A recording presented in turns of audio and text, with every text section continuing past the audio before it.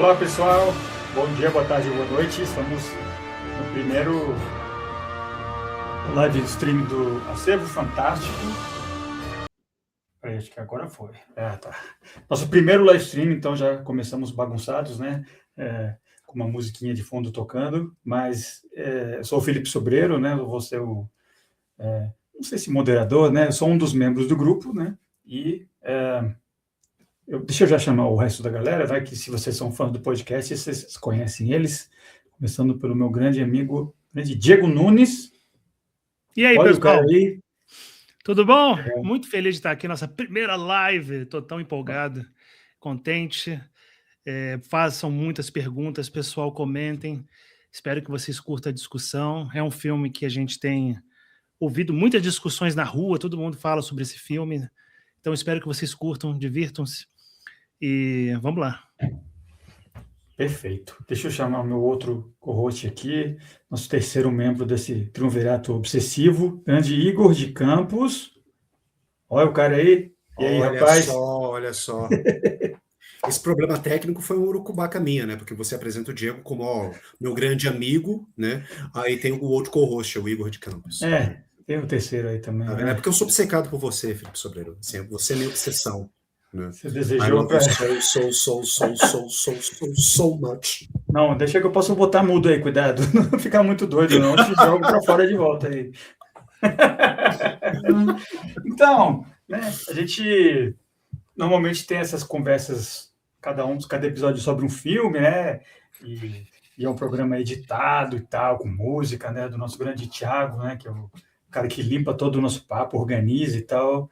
Então, os ouvintes têm uma versão assim limpa e corrigida da gente, né? Então, nessa live que a gente está fazendo aqui agora né, sem filtro, sem edição, então cuidado e por favor, ouvintes, uncut. Por favor, tenham piedade assim e se a gente não. Outra coisa, né? Ao vivo, né? Então vocês podem comentar agora no YouTube, vocês podem mandar perguntas, o que vocês quiserem, vocês comentam que a gente vai responder ao vivo, né? Então, é isso. Vamos ver se o pessoal começa a entrar.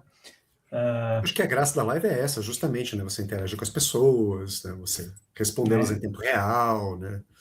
E também pode ser vista depois, né? Ele vai ficar no YouTube, né? Então, quem está vendo depois está preservado para a posteridade.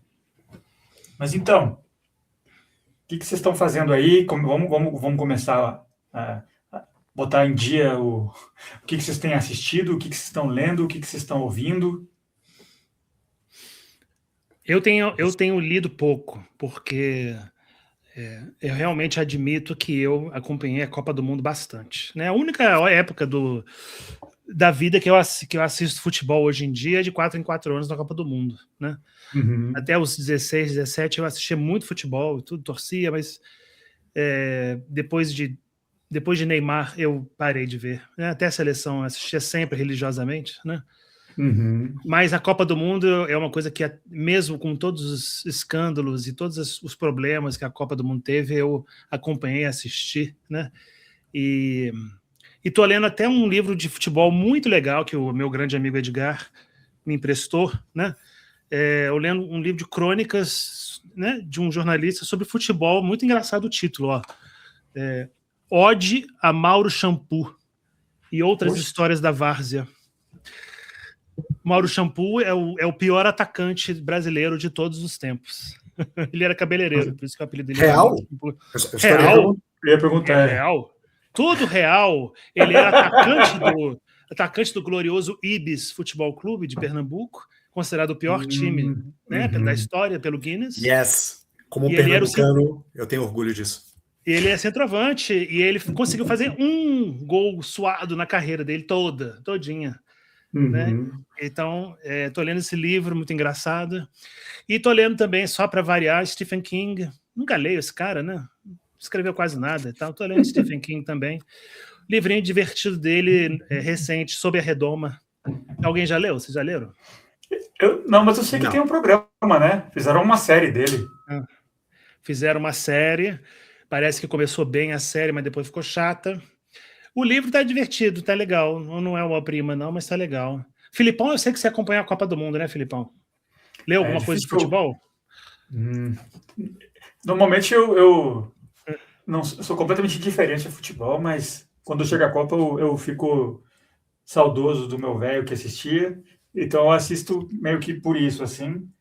E eu acho legal, eu não ligo muito pro futebol da coisa, eu acho massa que esse debate entre os países, né? Cada país tem uma seleção dos seus melhores e tal, uma coisa meio circo romano, meio gladiadores, assim. Esse aspecto eu acho massa, né? O país versus o outro, só que é uma guerra simbólica, né? Meio de brincadeira. Isso eu acho legal. E aí eu assisti, né, na medida do possível. Só que agora, só daqui a 4 que eu vou voltar a lembrar que futebol existe, porque clube para mim não tem a menor graça, né? Hoje em dia também. Só daqui a 4 anos de novo. Acabou. Mas eu acho legal a seleção, porque eles pegam os melhores, assim, e você vê, tem cada barbaridade, os memes da Copa. Eu comecei a ver 1 ou 2, aí começa a aparecer tudo no meu feed. Mas eu tava... Nossa. Então, a participação especial do Vinícius, meu afilhado, lá na casa do Diego, eu vi uma risada violenta, assim, que eu reconheci de longe, que é o Vinição. O Vini, ele tá desenvolvendo uma risada psicopatinha, meio coringa, assim, é o jeito que posso fazer. Maravilhoso, maravilhoso.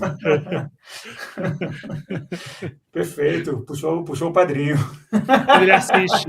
Quando ele assiste Teen Titans, aí vira um psicopata. Ri igual coringa, doidaço, loucão. É um coringuinha, né? Aliás, assistindo a final ontem, eu e ele, a gente assustou a Letícia. Nossa Senhora, o que a gente gritou, o que a gente comemorou, foi fantástico. Na hora do único gol que rolou. Na hora do cartão vermelho, nossa, o que a gente gritou no cartão vermelho. Foi muito bom. Tem que falar quem é Letícia, Diegão. Quem é Letícia? Letícia, minha linda esposa maravilhosa, fantástica. Então, Letícia. Tem a Letícia e tem o Vini. Eu ia perguntar, né? Porque o Vini, ele nasce... Olha, comenta... A Letícia comentando aqui. Deixa eu mostrar. Tá assistindo? Oi, Letícia. Que linda, gato, maravilhosa. Valeu pela audiência.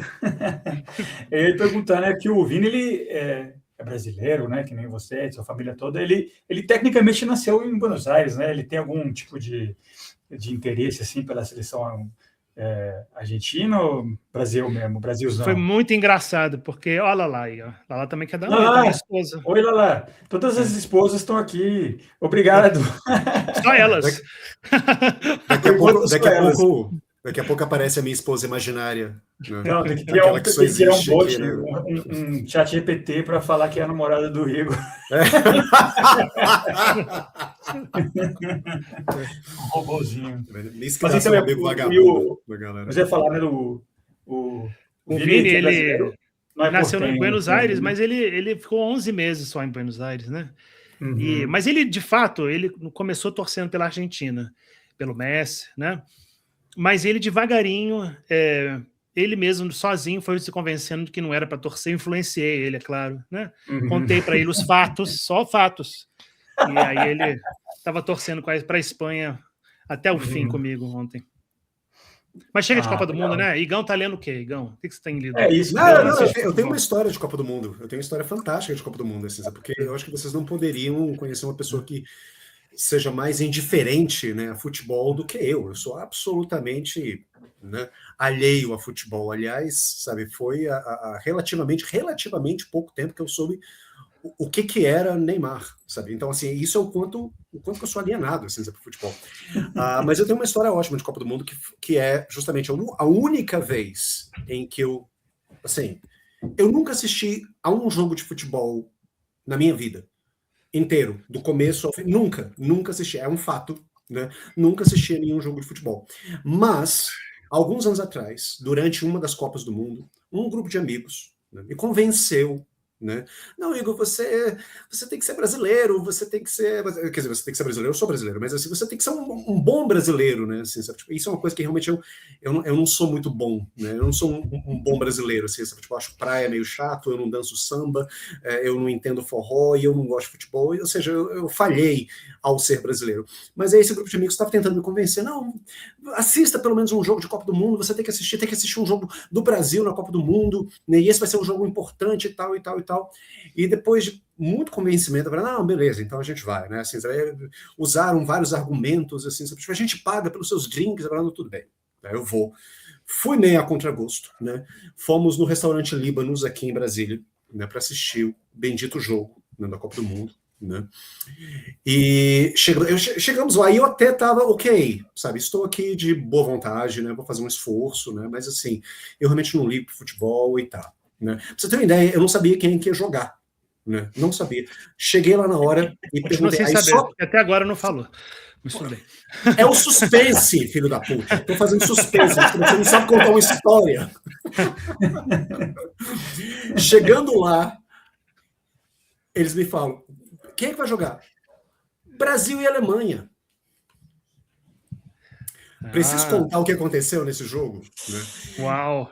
Entre a gente esperar liberarem uma mesa pra gente, porque o Líbanos ele estava lotado, tinha muita gente, né? Obviamente, né? Mas um garçom muito solícito falou assim, não, a gente coloca uma mesa aqui para vocês, papapá. Entre a gente chegar, e a gente chegou quase que na hora do início do jogo, e o garçom colocar uma mesa pra gente, 3 gols, né? A gente chegou... sem brincadeira, a gente chegou, a gente sentou na mesa, tá todo mundo assim, aí vai 4, 5 gols, sabe? Uma senhora na minha frente chorando, não é possível, isso está acontecendo, sabe? Atrás de mim um senhor se descabelando, assim, pela puta, não sei o quê. Eu começo a escutar barulho de pratos se quebrando e talheres caindo, uma criança de colo começou a chorar também. Aí eu viro para os meus amigos e falo assim, é isso? Sabe? Assistir futebol é isso mesmo? Sabe? Horror e desespero e angústia, basta a minha vida, basta, não sei, os filmes escandinavos que eu assisto, sabe? Mas eu tenho que me sujeitar a isso mesmo, eu tenho que passar por esse ritual, né? Aí quando deu por volta do 5º gol, sabe? Aí os meus amigos mesmo, eles viraram para mim e disseram, não, vamos embora, sabe? Chega. E é isso. Sabe? Até hoje eu tenho essa superstição de que o Brasil perdeu por minha causa. Ah, claro. Né? Claro, né? Foi a minha aura nefasta. É né? óbvio. Você começou a falar a história. É um fato. Assim, pé frio, pior que o Mick Jagger. Pior que o Mick Jagger. Tá gelado. Mas agora falando de leituras, eu estou lendo um livro que eu acho que um de vocês me recomendou. Agora não sei se foi o Filipão, se foi o Diegão, mas algum de vocês em algum momento, se não me engano, falou a respeito da Donna Tartt, daquele The Secret History. Pintacilgo. Você leu Pintacilgo? Eu estou lendo Secret History.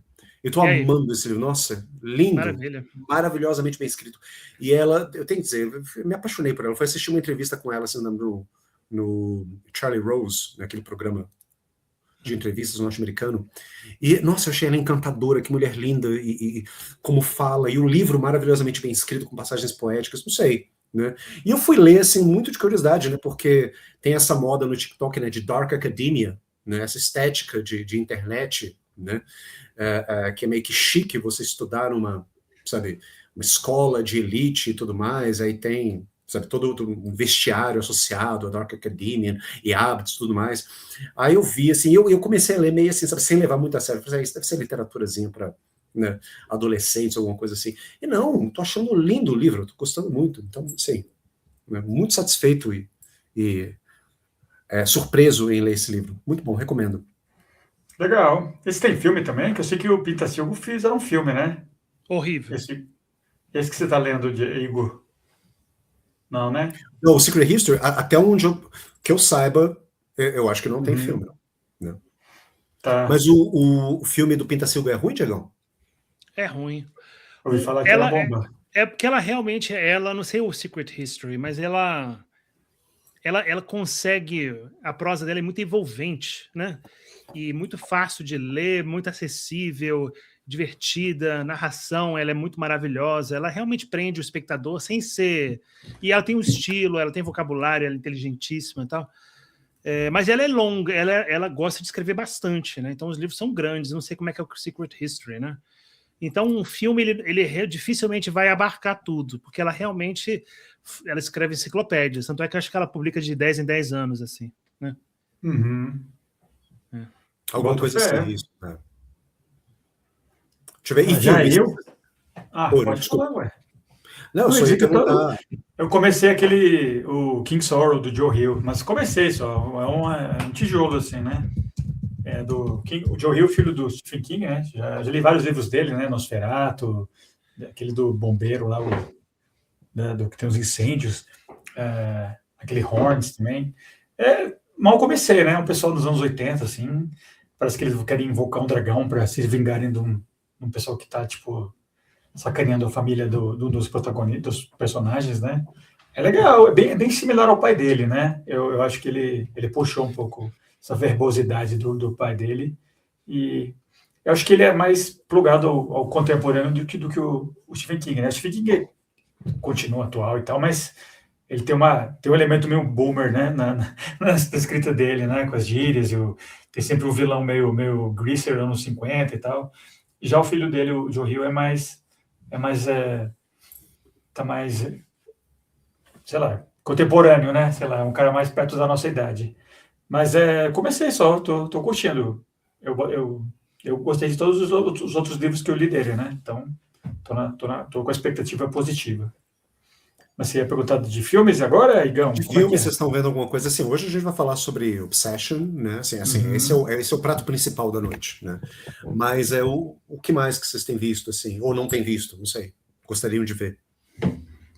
Fala você, Diegão, que eu tô ruim de ver filme, tô vendo só mais coisa pro programa mesmo, né? A gente, inclusive, vai um spoiler aí total para quem tá assistindo, né? Que quem não tá vendo tá perdendo. A gente tá fazendo uma temporada de filme no ar agora no podcast, né? Aí o último que eu vi foi o Cat People, que a gente fez o episódio, né? E aquele Backrooms, né? Que é um lançamento. E só, né? Esse do Obsessão, né? Mas eu acho que as pessoas não sabem porque a gente anunciou o final da temporada, perdão, a próxima temporada no The Killing, e o The Killing ainda não saiu.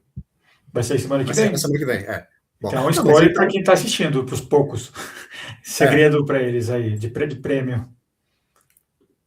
Temporada filme no ar. Eu também tô assistindo só filme, uma parte filme pro podcast, né? E assisti um filme que eu recomendei no episódio último que a gente gravou, Murder, My Sweet, Até a Vista, Querida, né? Eu achei bom filme no ar, né? Bem clássico, né? Bem no ar, tipicamente no ar, né? Mas também é porque eu também tô de férias e meu filho também está de férias comigo aqui sempre, todos os dias, né? Então eu assisti 2 ótimos filmes infantis que eu recomendo maravilhosamente no cinema. Toy Story 5, uma ode à infância sem telas. É um filme, né, que se passa numa tela, mas é um filme contra as telas, né? Contra iPads, contra tablets. E eu achei muito bem feito, muito bem escrito, engraçado. Vinícius amou, né? Riu muito, adorou. Vinícius até ficou assim, caramba, eu preciso usar realmente menos tela. Ele mesmo ficou assim, nossa, eu tô muito, não pode, sabe? E é um filme que... Que idade que ele tem? 8. Para os ouvintes? Né? Então, perfeita essa mensagem para ele. Exatamente, ele incentiva, ele tem essa mensagem de que a brincadeira de verdade, você brincar realmente, é usar a imaginação, é você pegar um bonequinho e imaginar um universo inteiro a partir desse bonequinho, né? E aí você começa a roleplay, né? A brincar de desempenhar papéis junto com seus amiguinhos e tudo acontece no reino da imaginação, e isso é brincar, né? E a tela já te dá tudo, você não precisa imaginar nada, você está lá passivo, né? A brincadeira é ativa, então filmaço. E o Minions também, surpreendentemente, chocantemente Minions e Monstros, muito bom, homenagem ao cinema, com grandes, assim, tem realmente, como é que se fala, menções, né, e pontas de Buster Keaton, Charlie Chaplin, tempos modernos, tem Cidadão Kane no filme, tem realmente uma homenagem ao cinema. Eu sei que eu li que tinha coisa do Muybridge, né, de tipo, inícios primitivos do cinema mesmo, tipo, o meu apanhado do início da arte do cinema mesmo, assim. O filme começa dos Minions. Com um cara andando a cavalo, assim, sabe? E tem a imagem do trem chegando, que também é o primeiro filme, né? Muito fera. E o monstro final... Ixi, acho que eu vou dar spoiler. Mas acho que quem tá assistindo pode falar, pô. O monstro final vai ser gravado, né? Depois, as pessoas vão poder assistir a gravação. O monstro final mas eu acho inspirado na Bolha Assassina, The Blob. Então, tem uma história do cinema mesmo, é fantástico, assim, sabe? Recomendo muito. Que massa, pô. Já que criançada vai acabar vendo essas porra mesmo, né? Ainda bem que tá vendo uma coisa que tem algum conteúdo interessante, né? Que difícil... A gente que começou agora a temporada de filme noir, eu já meio que espero, né? Uma resistência, né? Filme preto e branco, filme mais antigo e tal. Então você vê que os próprios Minions estão falando, né? Olha toda essa riqueza que tem aqui para trás, né? Isso eu acho que é legal, né? Que apontar a luz lá para a história do cinema, pode fazer à vontade. Não, a gente vai falar bem dos Minions de boa aqui, não tem crítica nenhuma aqui aos Banana, nada, tudo. Boto fé, muito bom, velho. Igão, agora sim, já te atrapalhei. O que você ia dizer? Não foi eu que te atrapalhei, desculpa. É porque eu achei que você tivesse terminado de falar, César, desculpa. Mas, vocês, né, assistindo... Opa, diga. Hello, boa noite. Tati Ximenes. Tati, tudo bom? Olha só. Olha, acho que você está esperando... Alguém vai falar mal de obsessão. Claro que sou eu. Claro que sou eu. O chato da galera. Claro que sou eu que vou ter que falar mal de obsessão. A gente estava enrolando até você aparecer. Daqui a pouco a gente começa. A gente está fazendo as introduções ainda. Mas valeu demais por estar assistindo aqui com a gente. Você é, inclusive, apoiadora lá do nosso Apoia-se, assim como a Letícia e ela lá que estão assistindo ao mesmo tempo. Então, isso aqui está quase que exclusivo só para os assinantes por enquanto, né? Por mais que é público, só tem gente que apoia a gente. Vocês que estão permitindo a gente gravar isso aqui. Yes. Thank you. Mas antes da gente começar a falar de obsessão, a gente está fazendo um apanhado geral, assim, o que cada um está assistindo, né? Isso. Eu ia falar, cara, eu estou assistindo, assim como vocês, né? Assistindo muita coisa pro podcast, né? Mas eu tô me forçando, olha só que coisa louca, né? Assim, a partir do momento que você transforma o seu hobby numa obrigação, aí você deixa de ter aquele hobby. Então a gente tem um podcast de cinema, aí a gente começou, eu pelo menos assim notei isso em mim, né? Comecei a assistir menos filmes, porque assistir filme virou, de repente, um dever de casa, né? E ninguém quer fazer dever de casa, né? A gente só quer hora do recreio, né? Mas eu tô me forçando, né? A assistir uns filmes por prazer, assim, uns filmes que não tem absolutamente nada a ver com podcast ou com as coisas sobre as quais a gente fala, né? E eu tô vendo agora, assim, aos poucos, né? Comecei há pouco tempo, né? Esse projetinho pessoal. Tô vendo filmes de ação chineses, né? E eu comecei com John Woo, né? John Woo que a gente conheceu, eu pelo menos assim, conheci, né? Assistindo alguns famigerados filmes norte-americanos, né? Esse é o diretor dos filmes do Van Damme, né? Fez o segundo Missão Impossível, fez o Face Off, né? Que eu acho mais interessante, né? Broken Arrow, né? O Broken Arrow também, isso, com John Travolta também, né? Então a gente conheceu, pelo menos assim, eu conheci, né, o John Woo com esses filmes, mas aí ele tem... Fala, Yuri! Boa noite, fala, Yuri! Rapaz. Boa noite. Nada, a gente está aqui enrolando só para vocês irem chegando. Exato. Falando o que a gente tem assistido ultimamente. Fernanda está ainda na área. Fernanda, tudo bom? Boa noite. Valeu demais por estarem aqui com a gente. Então, mas o John Woo tem aquele... Eu acho que é um filmaço, o Hard Target, o melhor filme do Van Damme. Ele é um ator de merda, né? Mas eu acho esse filme tão divertido. O Lance Henriksen é o vilão, velho. Ele pega fogo numa cena lá. E foi até meio acidental. Caralho, que filme massa é esse? Eu vi cenas desse filme, mas ainda não assisti. Eu já vou chegar nos filmes americanos do John Woo. Mas eu tô começando a assistir os filmes chineses dele, assim, sabe? Cara, tem que falar que fantásticos, assim, eu comecei a achar estranho, sabe, porque primeiro, assim, eu tinha visto um comentário, assim, esse projetinho nasceu de um comentário que eu vi, né, de um post que eu vi no Instagram, né, de uma das várias páginas sobre cinema que eu sigo, né, e era uma frase do John Woo, ele falando assim, sabe, que ele não se via como um diretor de filmes de ação, né, ele não se enxergava dessa forma, que ele achava que os filmes, inclusive, eram meio que sonhos, né, ou poemas, e eu fiquei intrigado com isso. Pô, o John Woo falar que os filmes dele são poemas, né? Que interessante isso, né? E aí num outro canal do YouTube que eu sigo, que é um canal sério de cinema, assim, que é The House of Tabula, que é uma galera que estuda cinema mesmo, assim, é um cara da Escócia e uma menina do Brasil, né? Fazem um canal todo em inglês, né? Muito interessante, fazem análises de, sei lá, Tarkovsky e highbrow cinema. Em uma das várias listas que eles fazem os principais filmes dos anos 30, principais filmes dos anos 40, principais filmes dos anos 50. Aí, num dos principais filmes dos anos 90, se não me engano, eles colocaram o Hard Boiled, do John Woo, né? E aí eu fui assistir e eu achei maravilhoso esse filme. Nossa, é maravilhoso. Hard Boiled, e depois eu assisti um outro que, para minha surpresa, depois eu fui ver, ele tá em listas de melhores filmes chineses de todos os tempos, que é A Better Tomorrow, que também é do John Woo. Né? E também é o Chow Yun-fat, né? Exatamente. E aí eu tenho que falar também que a gente pegou o Chow Yun-fat, também a rebaba dele, né? Aquilo que a gente vê no Tigre e o Dragão é já ele, assim, meio de carreira. Vocês têm que ver ele no auge, cara. É o Clark Gable chinês, não sei, assim, um cara que tem star power, sabe, leading man power, absolutamente carismático e charmoso e lindo e fantástico nas cenas de ação, sabe? Esse Hard Boiled eu particularmente achei muito bom, porque tem uma dupla, é uma das melhores duplas que eu já vi em filmes de ação, que é o Chow Yun-fat e o Tony Leung, que fez In the Mood for Love.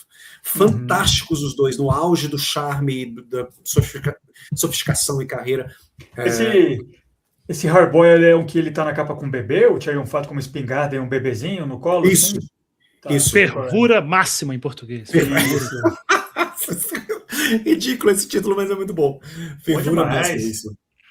Esse filme ele é bem anos 90, galera. Nossa, ele realmente é uma estética anos 90 fantástica. John Woo, ele praticamente inventou filme de ação anos 90 com tiroteio pra cacete em delegacia, tiroteio, arma. Nossa, bom demais. Assim, é um estilo de luta, arte marcial com arma, assim, muito legal. Eu gosto. Tô ligado. Que massa. Então é isso, eu recomendo. Cinema de Hong Kong eu queria ver mais. Acho que desse asiático eu assisti sempre mais japonês, né? Mas eu queria mesmo esses grandes clássicos de ação. Eu não, até hoje eu não vi o Hard Boiled, acho que tem o chamado The Killer, não é? Também com o The Killer também do John Woo, isso. Eu quero ver essa fase inicial dele em Hong Kong. Tô devendo, né? Eu quero assistir mesmo. Sim, e os filmes são bonitos também, assim, eu acho que vale a pena ver pela plasticidade dos filmes, eles são bem fotografados, eles têm uma boa trilha sonora também, assim. Hard Boiled, inclusive, tem uma trilha sonora que chama atenção, porque ela é toda de jazz, toda, sabe? Todas as músicas que tocam no filme. Não tem uma música dessas fillers, sabe? Genéricas de filmes de ação ou suspense, não, tudo é jazz, sabe? É muito interessante, assim, o uso da cinematografia, dos efeitos especiais, da música, sabe? Eu acho que vale a pena conferir o cinema do John Woo, né? E esse é o primeiro, né, dos cineastas de ação chineses que eu tô pretendendo assistir agora.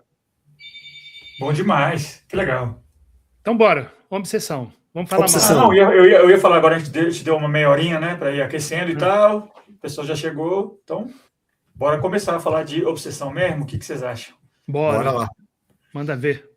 Então, né, muito por cima, né, para quem não viu, é um filme novo, né, desse diretor Curry Barker, que, não sei se é Barker ou Baker, né, acho que é Barker. Eu acho que é Barker.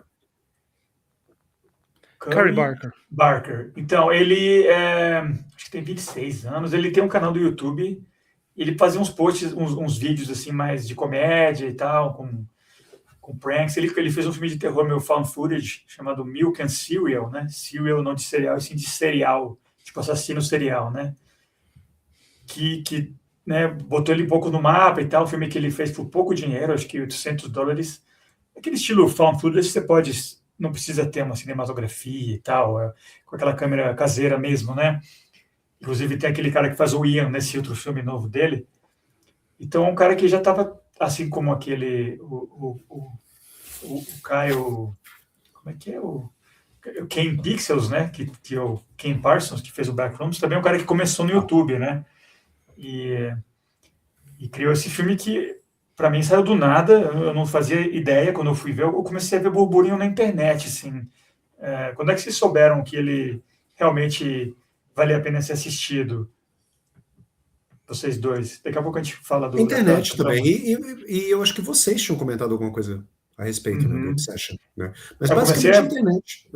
Começou a aparecer muito online, né? Novo filme, imperdível, não sei o quê. E para mim também teve propaganda. Eu fui ver no cinema com o Diego, inclusive. E eu tive propaganda boca a boca. Assim, eu vi meus amigos que vão ao cinema muito frequentemente. Eu tenho uns colegas de trabalho, Eduardo, Diegão, que eles vão no cinema sempre, e aí eles assistiram Obsession. E o Eduardo, ele me impressionou, porque ele não é um cara que assiste filme de terror, que ele não ama filme de terror, não assiste, não gosta, mas desse filme ele gostou muito, né?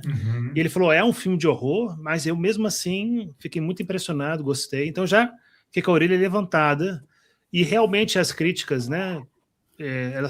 As críticas profissionais e tudo, elas, pelo mundo, né? Elas foram muito positivas, né? Então eu queria realmente achar uma hora, e foi legal, né? Eu e o Felipe, a gente foi ver no cinema numa sessão de 10 horas da noite, né? E o cinema estava cheio. Então é sempre bom você compartilhar. Foi uma ótima experiência você compartilhar um filme de terror bom, bem feito, num grupo de cinema, assim, né? É uma experiência cada vez mais rara, né, que você pode ter. Muita gente não sabe mais ir ao cinema, né? Todo mundo quer transformar o cinema na sala, com um celular e barulho o tempo todo, e conversa o tempo todo, né? E tá cada vez mais difícil ir ao cinema, mas eu acho que essa vez, como o filme ele é muito tenso, e ele é muito ágil e muito bem editado, ele não tem nenhuma gordurinha, sabe? Ele realmente prendeu a atenção, mesmo das pessoas acostumadas a ficar vendo Netflix com o celular na mão. Pois é.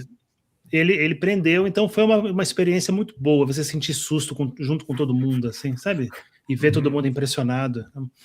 Acho que curti. Tem dois tipos de filme que você tem que ver ao vivo, de preferência, que além de terror, é comédia, né? O outro, né? Que especialmente é um tipo de experiência grupal, eu acho, que melhora o filme, né? Assistir com o Felipe comédias, a gente sempre fala, né? No podcast e tal, eu falo aqui para vocês que estão assistindo a live, essa risada, quando ele ri mesmo alto, assim, é tão bom. O filme fica triplamente mais engraçado. E às vezes a reação... O filme de terror também, ele fica muito, assim, expressivo, né? Ele fala, assim, uns caralho, às vezes, caralho! É muito bom. Quando eu sou pego de surpresa, eu gosto, pô. É legal. Isso que o Diego tá falando, isso é bem comum da pós-pandemia, né?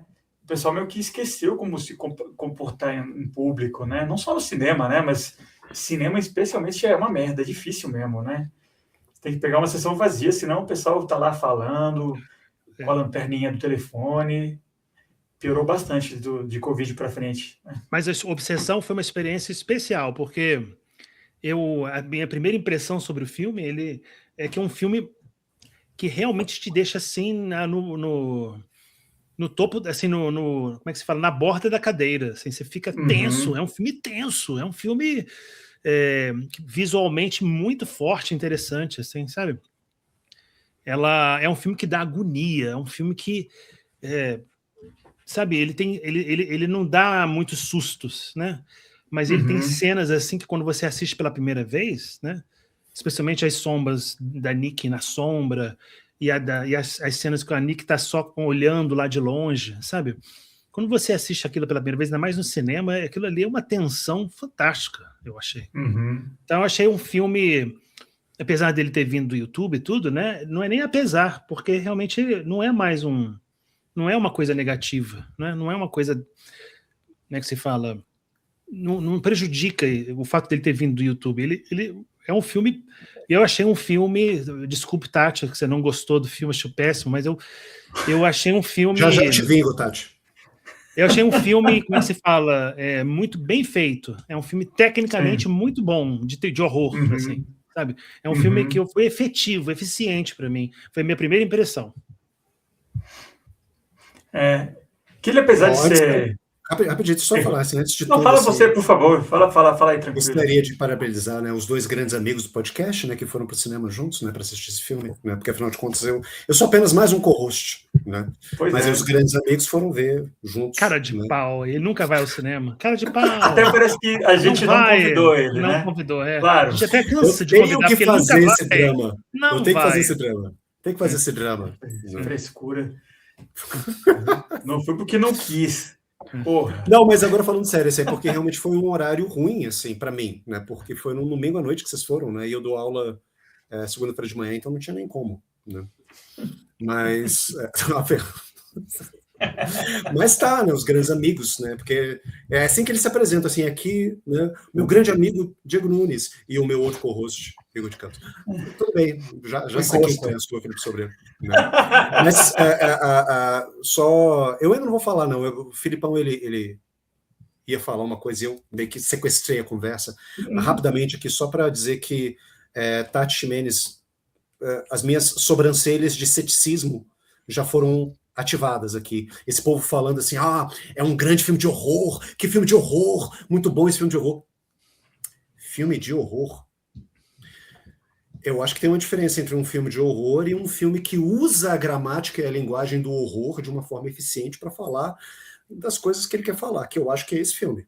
Né? Não vou dizer que é ruim, né? Não vou dizer que ele usou mal, inclusive. Eu acho que ele faz um uso muito bom da música. A música, eu acho que é principal causador. Eu diria que a música do filme, ela causa 90%. Quem está fazendo... Quem que tá com sono aqui? É você ou o Felipe Sobreiro? A conversa causa 90% da tensão desse filme, que de fato o Diego tá certo, assim, um filme ele é tenso, eu não vou tirar isso do filme, é um filme tenso, mas 90% da tensão desse filme é por causa da música. Você tira a música, você tem uma rom-com gone wrong. Faça totalmente errado. Eu fiz, eu tenho espaço para fazer. O que eu fiz? Tire a música, coloque no mudo, esse é um experimento que eu não fiz, assim, sabe? Coloque uma outra música por cima, mas assim, você vê a atuação dos atores, né, a forma como eles atuam, eu não sei, a impressão que eu tenho, né, é que o diretor desse filme ele deu instruções distintas para os atores, né? Para Indy Navarrete, maravilhosa, ele falou assim, olha, isso é um filme de horror, atue nesse filme como se ele fosse um filme de horror.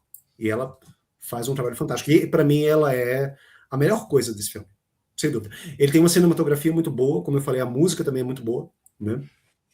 Mas essa opinião não é... Porque afinal de contas eu sou apenas, né, mais um co-host, né? Não pertenço ao grupo de amigos. Eu tô me divertindo, eu tenho controle aqui. Eu posso só botar o Igor. Perdão. Mas enfim, só para terminar, né? E aí depois eu deixo você desenvolver essa sua opinião aí, né, mais ou menos.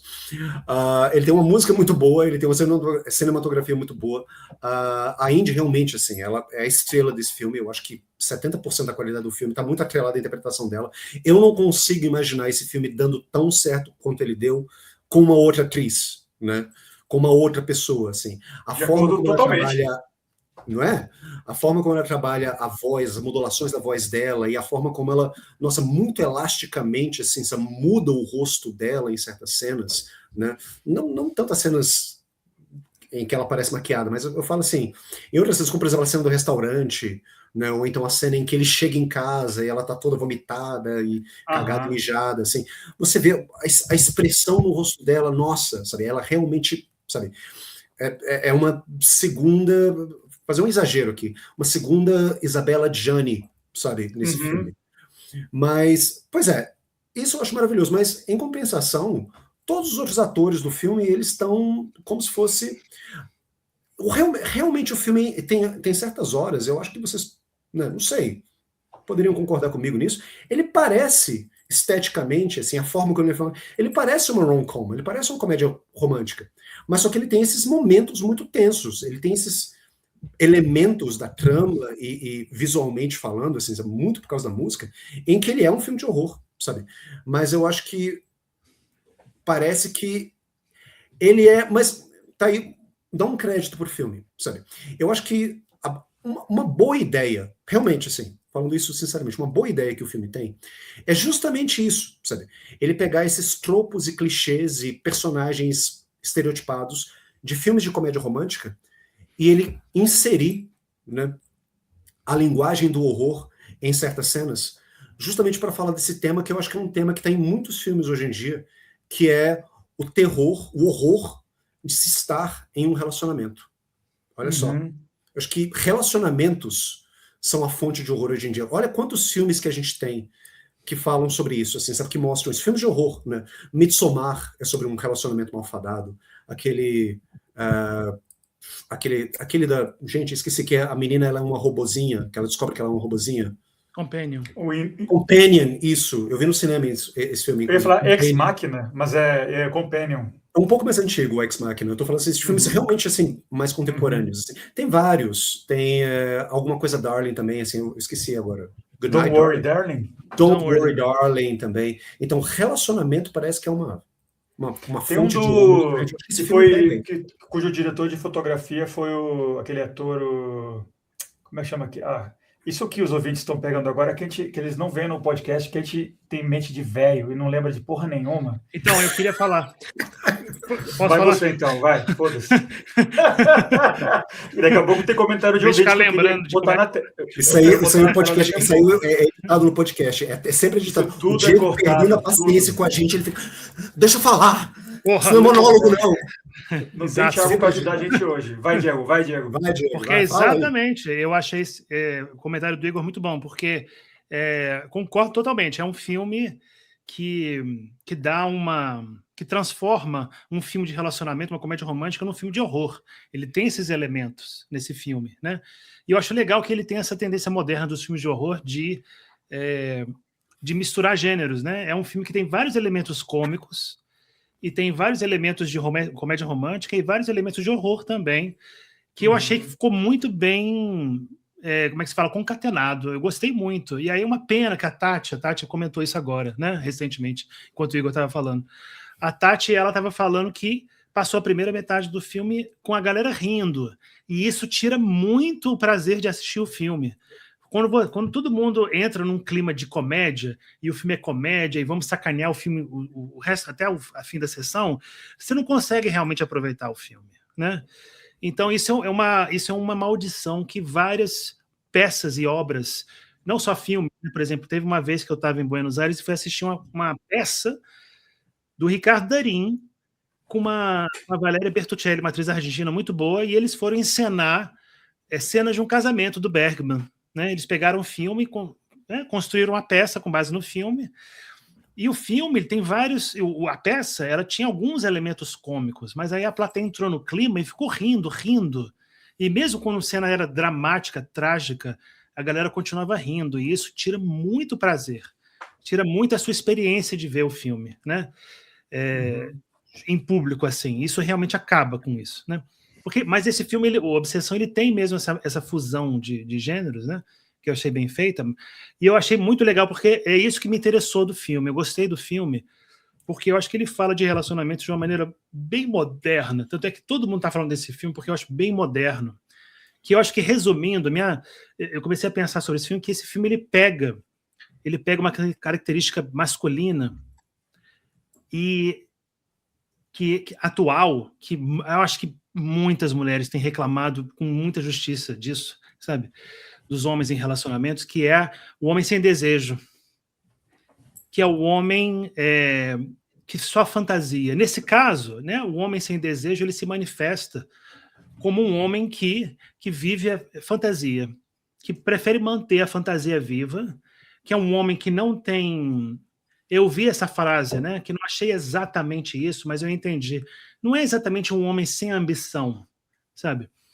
Porque, por exemplo, quando você fala sem ambição, sem desejo, ele é um homem que, por exemplo, você pode ter a ambição de, por exemplo, ser professor, que não é uma profissão que ganha muito, de ser jardineiro.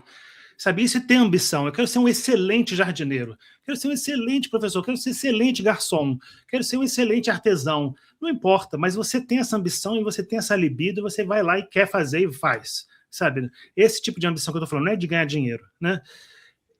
E esse personagem principal, ele é muito fera. Isso que tem duas cenas no filme que me alertaram para isso quando eu assisti pela segunda vez. Tati, esse filme é bem legal, assisti a segunda vez. Porque é uma fala do filme que antes do pedido, né? Que é quando eles estão ainda conversando, né? O personagem principal e a Nikki, esqueci o nome do personagem principal. Como é que... Bear. O Bear e a Nikki estão conversando antes, no carro ainda, antes do pedido. E ela está falando que ela está querendo escrever, ela está querendo seguir a vida.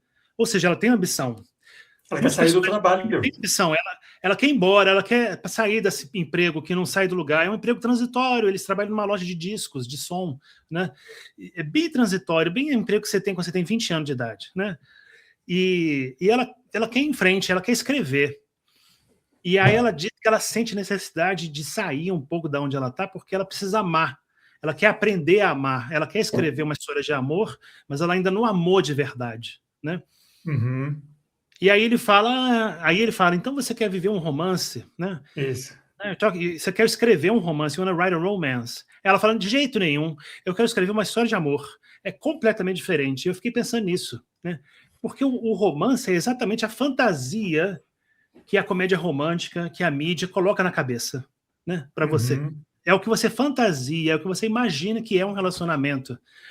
E esse menino, ele tá há 7 anos fantasiando um relacionamento impossível com essa mulher, platônico, né? É um menino que não ignorando a Sarah, né? Ainda por cima, né? Exatamente, é um menino que completamente sem agência, que está pensando ainda, depois de 7 anos de amizade, em como que ele vai pela primeira vez agir, fazer alguma coisa, como é que ele vai se declarar para ela. E ela já fala para ele, história de amor, viver um amor é completamente diferente de viver um romance. Não é romance, é só de amor de verdade, real, com sofrimento, com dor, com felicidades, alegrias, prazeres, mas não é isso que você está imaginando, não é romance, né? E um outro detalhe, o segundo detalhe, em segundo lugar, que também me chamou muita atenção, foi o remédio, né? Eu não notei isso da primeira vez no cinema, né? Mas depois me chamaram a atenção e eu assisti a segunda vez e, de fato, os remédios que tem no espelho dele, do banheiro, são os remédios antigos da avó, que já tinha morrido. Sim. Ele mora na casa da avó, né? Sim. Então o bicho, ele é tão inativo, ele é tão vagal, ele é tão bosta que ele não faz nada, que ele deixou lá a porra do remédio e o gato foi lá e derrubou tudo e comeu o remédio e morreu. Ou seja, ele matou o gato dele porque ele é um inativo de merda, não faz nada.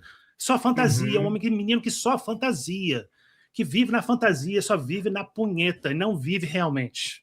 E tanto ele vive só na fantasia e não age, que nessa cena que o gato morre e tal, que ele guarda num saquinho, ele limpa, ele começa a chorar, mas aí você vê que ele tá chorando pela Nikki, pela fantasia dele, não pelo gato que acabou de morrer, né? Ele tá completamente perdido, né?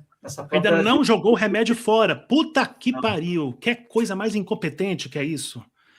Porra, velho. Então isso me chamou a atenção. Então, e o filme inteiro, né? É um homem que quer tá preso ainda, né? Que mesmo quando o relacionamento em tese, né, se torna real, ele meio que se prende ainda, né? A um sonho que ele sempre teve de consumar aquilo, né? E aí o filme é uma consumação do inferno, que eu achei muito fera, né?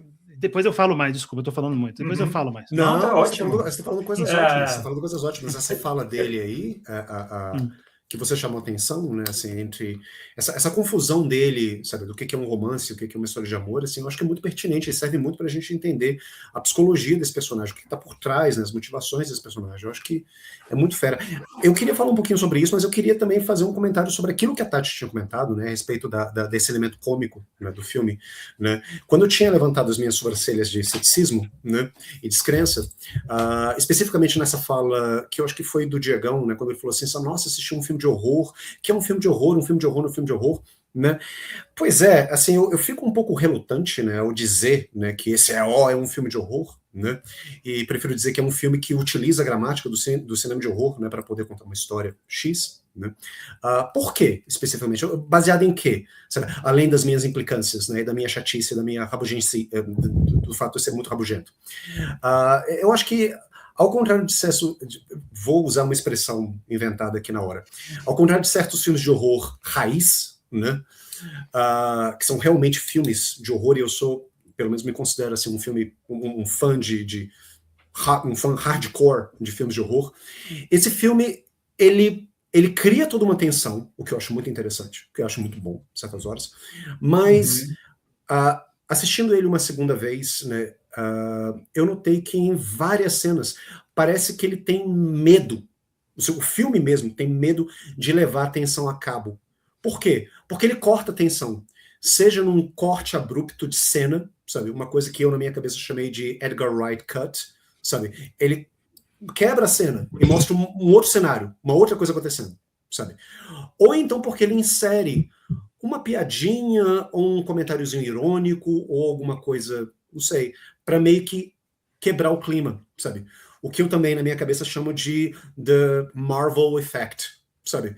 O efeito Marvel, porque isso tá em abundância nos filmes da Marvel, sabe? Quando você tem uma cena mais dramática, ou mais triste, mais emotiva, em que um personagem, não sei, tá colocando o coração dele para fora, tá se confessando, ou alguém tá chorando, aí chega alguém e solta aquela piadinha, sabe, irônica, ou então tem aquela leve quebra da quarta parede, acontece alguma coisa, parece que o diretor ele tem medo, sabe, do sentimento, sabe, de deixar o sentimento fluir, sabe, e eu tive essa impressão várias vezes nesse filme, como por exemplo naquela cena do quarto, sabe, que ela começa muito bem, com a Nikki, né, se escondendo lá nas sombras, o que é uma referência a um filme ótimo, né, uma referência ao Pulse, né, do Kurosawa, né, do Kiyoshi Kurosawa, que ele fazia os personagens andarem nessas penumbras também, sabe, não só o Pulse, né, mas outros filmes dele também, né, essa é uma marca estilística visual do Kurosawa.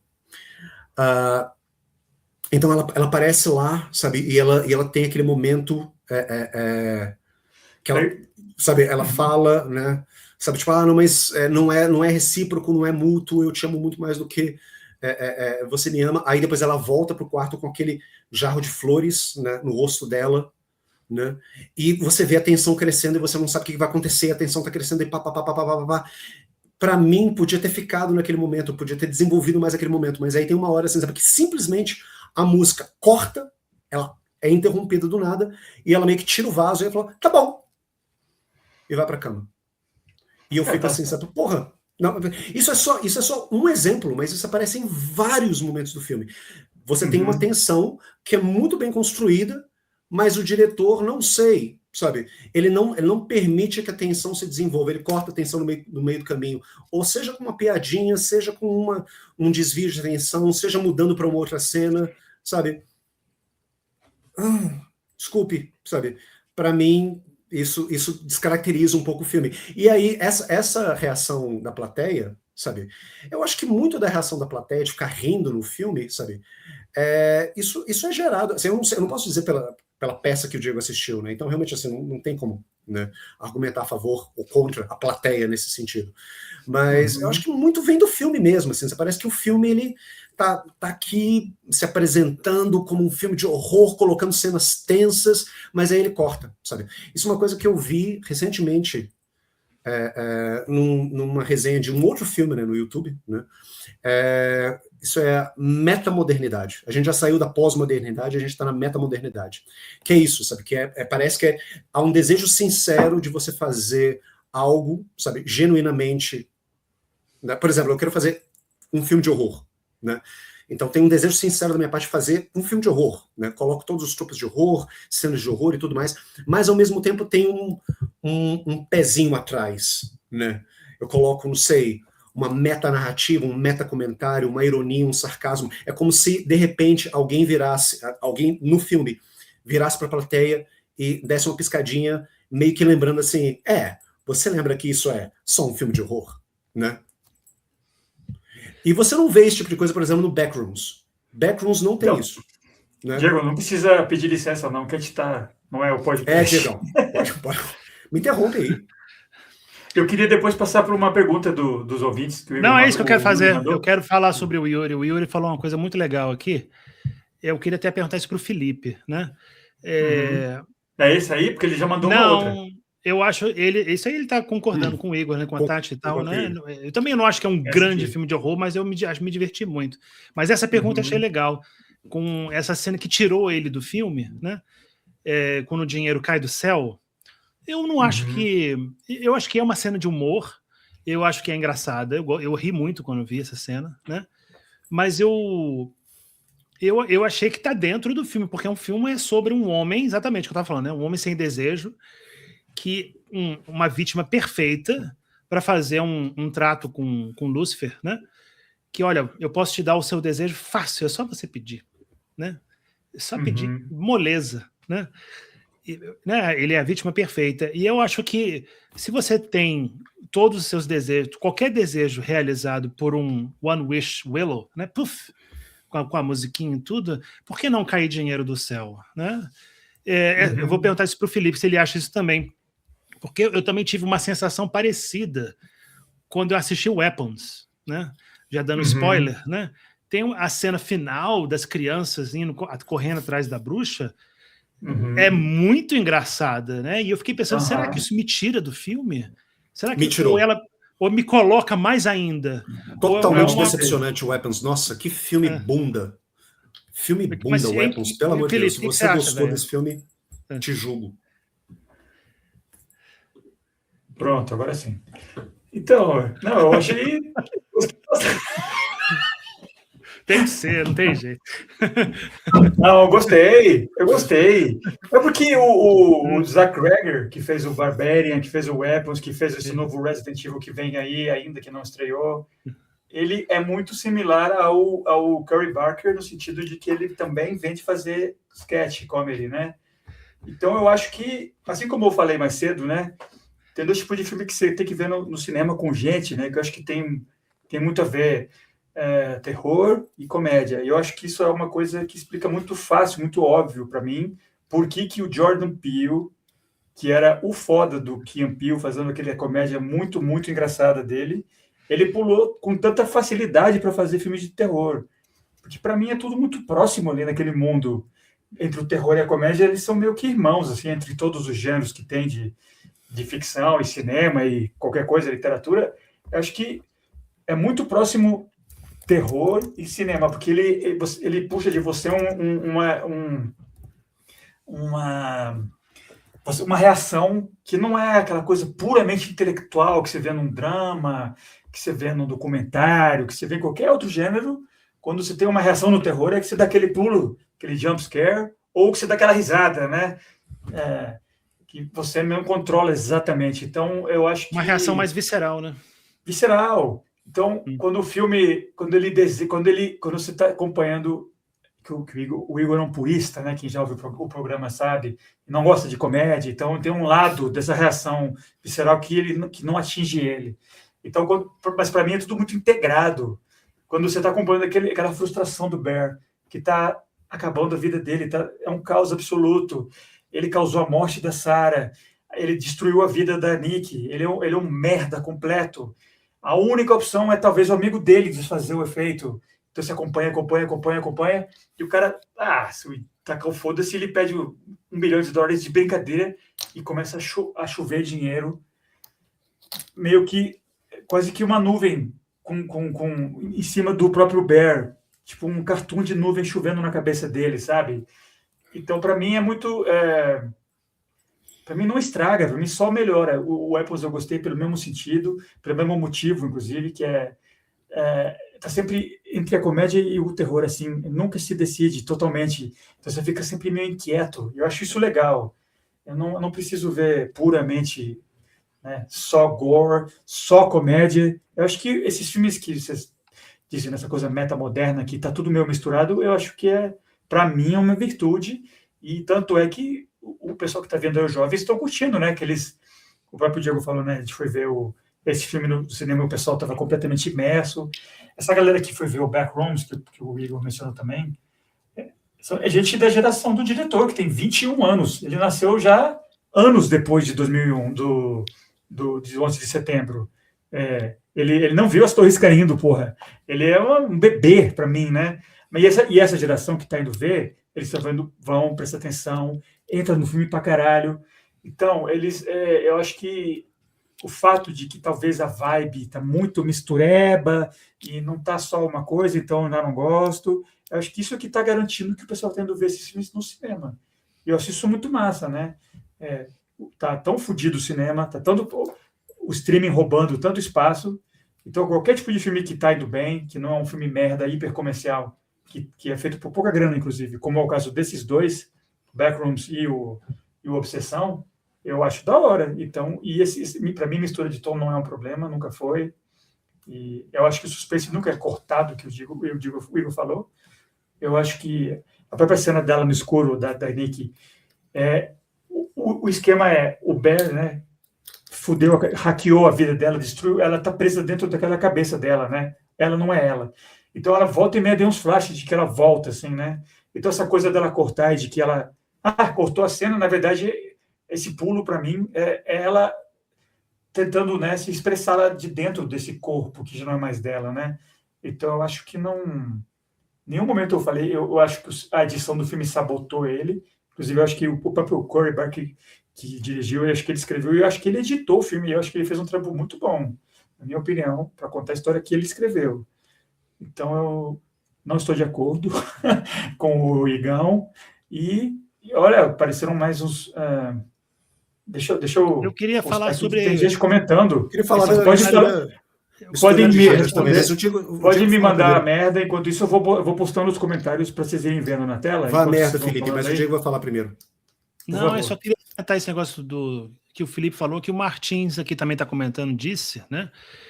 Que primeiro ele fala sobre as influências, né, desse filme, né? Que esse diretor ele usou muitas coisas do Ari Aster, também usou muita coisa de YouTube. Ele realmente pega elementos de várias coisas, né? Mas ele está falando também que ele fez pouca coisa, né? Ele fez muita coisa com pouco dinheiro, né? Que você também falou. Que são esses dois grandes filmes que estão sendo discutidos muito agora, né? Que é o Backrooms e esse filme, né? Obsessão, que por acaso são dois filmes que foram feitos com pouquíssimo dinheiro. Eu acho que ambos foi por menos de $1 milhão, né? Talvez. Não sei se eu estou exagerando. Acho que o Backrooms, acho que esse aqui foi 10, que mesmo assim é muito pouco para um filme grande, assim. Porque a gente sempre fala sobre a gente sempre critica isso, né? Nos filmes de horror, especialmente os mais recentes e os mais caros, com um orçamento mais alto, de um excesso de efeito digital, um excesso de você confiar e se sustentar e se inclinar sobre o computador e sobre, sabe? E aquilo ali realmente me tira do filme, sabe? Mas eu achei que isso foi uma grande qualidade desse filme, né? Que vocês já até mencionaram, né? Que esse filme ele não se permitiu nenhum tipo de atalho digital. Toda a atuação dela, por exemplo, é com base nela. Praticamente não tem maquiagem, é quase sem maquiagem. A voz é só dela, então não tem filtro de voz, não tem maquiagem para parecer demônio. Ela não faz cara de bicho, não tem dente pontudo. É só a atuação, né? Então, eu concordo que o filme tem um quê de gimmick. Ele é meio gimmick mesmo. Mas eu me diverti com esse gimmick, porque eu achei muito legal esse Lúcifer. Eu achei a versão do Lúcifer no filme muito interessante, que para mim é uma mistura da vendedora, né? Não é o mesmo personagem, mas é a vendedora e depois o vendedor e a voz no telefone, para mim são o mesmo personagem, é o Lúcifer. E ele fez esse pacto, né, para mim é Mephisto, né? E eu achei um Mephisto muito legal, engraçado, muito irônico, que avisa tudo para ele, você vai querer se matar, você vai achar tão ruim que você vai preferir estar morto. Avisa para ele, sabe? Fala, olha, você tem responsabilidade sobre o que você pediu, agora cuida. Ela tá aqui, a Nick tá aqui, aí a Nick aparece gritando. Eu achei essa cena maravilhosa. Maravilhosa. Então, o próprio acordo que ele faz é um gimmick no filme, né? Mas eu achei um filme que não é uma obra-prima. Vocês têm razão nos comentários, mas o Igor também. Mas é um filme que é bem feito e que me divertiu muito, sabe? E eu achei que é um filme eficiente, bom. E que fala sobre os relacionamentos hoje em dia, né? Eu acho que, tem... Diga, pode falar. Não, eu estou de acordo com o Igor. E eu estou de acordo com o Igor no sentido de que eu acho que também esse filme não funciona sem a Ed Navarrete, né? E, inclusive, eu não sei como é que eles escreveram esse filme sem ela já estar envolvida, porque eu não entendo como é que eles fariam esse filme sem ela, porque é muito em cima da performance dela, né? Ela é o grande efeito especial do filme, né? Que realmente não precisa ter computação e voando e a cabeça girando e tal. Você pede para ela, né? Mas você tem que contar com que ela vai estar lá para você filmar o filme, né? Então eu acho que ela foi o grande achado do filme, é ela, claro, né? Eu também estou de acordo com o Igor totalmente nesse ponto. Sem dúvida nenhuma. Mas, por favor, agora sim. Não, eu só ia falar assim, sabe, que vale muito a pena assistir o filme por conta dessa interpretação da Id, né? Assim, eu acho que é um filme que vale a pena ser assistido, né? O Obsessão, né? De novo, assim, sabe, dosando um pouco aquilo que eu tô falando, assim, sabe, quando eu falo essas coisas, né? Assim, não é realmente um filme de horror, parece que eu tô colocando o filme, assim, sabe, no lixo, assim, sabe, tipo, não assista essa porcaria, porque não vai perder 1h20 do seu tempo, não, 1h40 do seu tempo, alguma coisa. Não é pra tanto, não tô dizendo assim, sabe, não assista o filme porque ele não vale a pena. Assim, eu acho que é um filme que deve ser assistido, como eu falei. Eu gostei muito da cinematografia, eu gostei muito da trilha sonora, eu acho que os atores, de forma geral, estão muito bem. Fazendo um comentário a respeito da cena do dinheiro, do dinheiro caindo do céu. Sim, essa cena cortou o suspense e o terror para mim, né? Mas, ao mesmo tempo, eu tenho que admitir que essa cena, ela dá certo. É uma cena cômica, e eu entendi, sabe? E eu até ri um pouquinho, né, que nunca rio, eu até dei umas risadinhas, porque eu acho que aí eu tenho que dar um crédito. O Michael Johnson é o ator que faz o Bear. Michael Johnson, não é? Michael Johnson. Que eu anotei aqui. Michael Johnston, isso. Ele é excelente, esse menino também. Assim, sabe? Claro, muito se fala da Indy, realmente ela é a grande estrela do filme, mas se vocês já viram alguma entrevista com ele, né, com o Michael, e vocês veem a atuação dele no filme, você vê realmente, assim, sabe, que ele está atuando, assim, ele não é nada daquilo, sabe? Ele é uma outra pessoa bem diferente. Então a atuação dele, como esse cara travado, né, casmurro, que é o Bear, eu acho que ele tá muito bem, e essa cena funciona muito por conta da reação dele quando o dinheiro começa a cair, sabe, porque aí sim, a cena é cômica porque ele tem uma reação dramática, né? Você não percebe o quanto que essa cena é engraçada, até você ver o quanto que parece que o sangue sai do rosto dele, ele percebe que ele se fudeu big time nessa hora. Mas assim, só para deixar uma coisa muito clara, assim, para não aumentar mais a minha fama de mal-humorado e rabugento, assim. Quando eu falo assim, sabe, tipo, é muito engraçadinho, muito comédia esse filme, porque eu não gosto de comédia. Tem uma diferença. Tem filmes que misturam comédia e horror que são muito efetivos e são muito bons. A gente já falou um deles, inclusive, no podcast. O que fazemos... What We Do in the Shadows, né? O que fazemos às sombras. É comédia e é horror. É uma comédia deliberada, com toques de horror, né? Funciona muito bem. Brilhante. 5 estrelas. Outro filme que que é comédia e horror, funciona muito bem. Garotos Perdidos, né? Kiefer Sutherland, funciona muito bem. Outro filme, Dança dos Vampiros, né? Roman Polanski, é comédia e horror. Fantástico. Não estou falando nada contra a comédia, e que a comédia não deveria se misturar com filme de horror porque vai dar ruim, não é isso, né?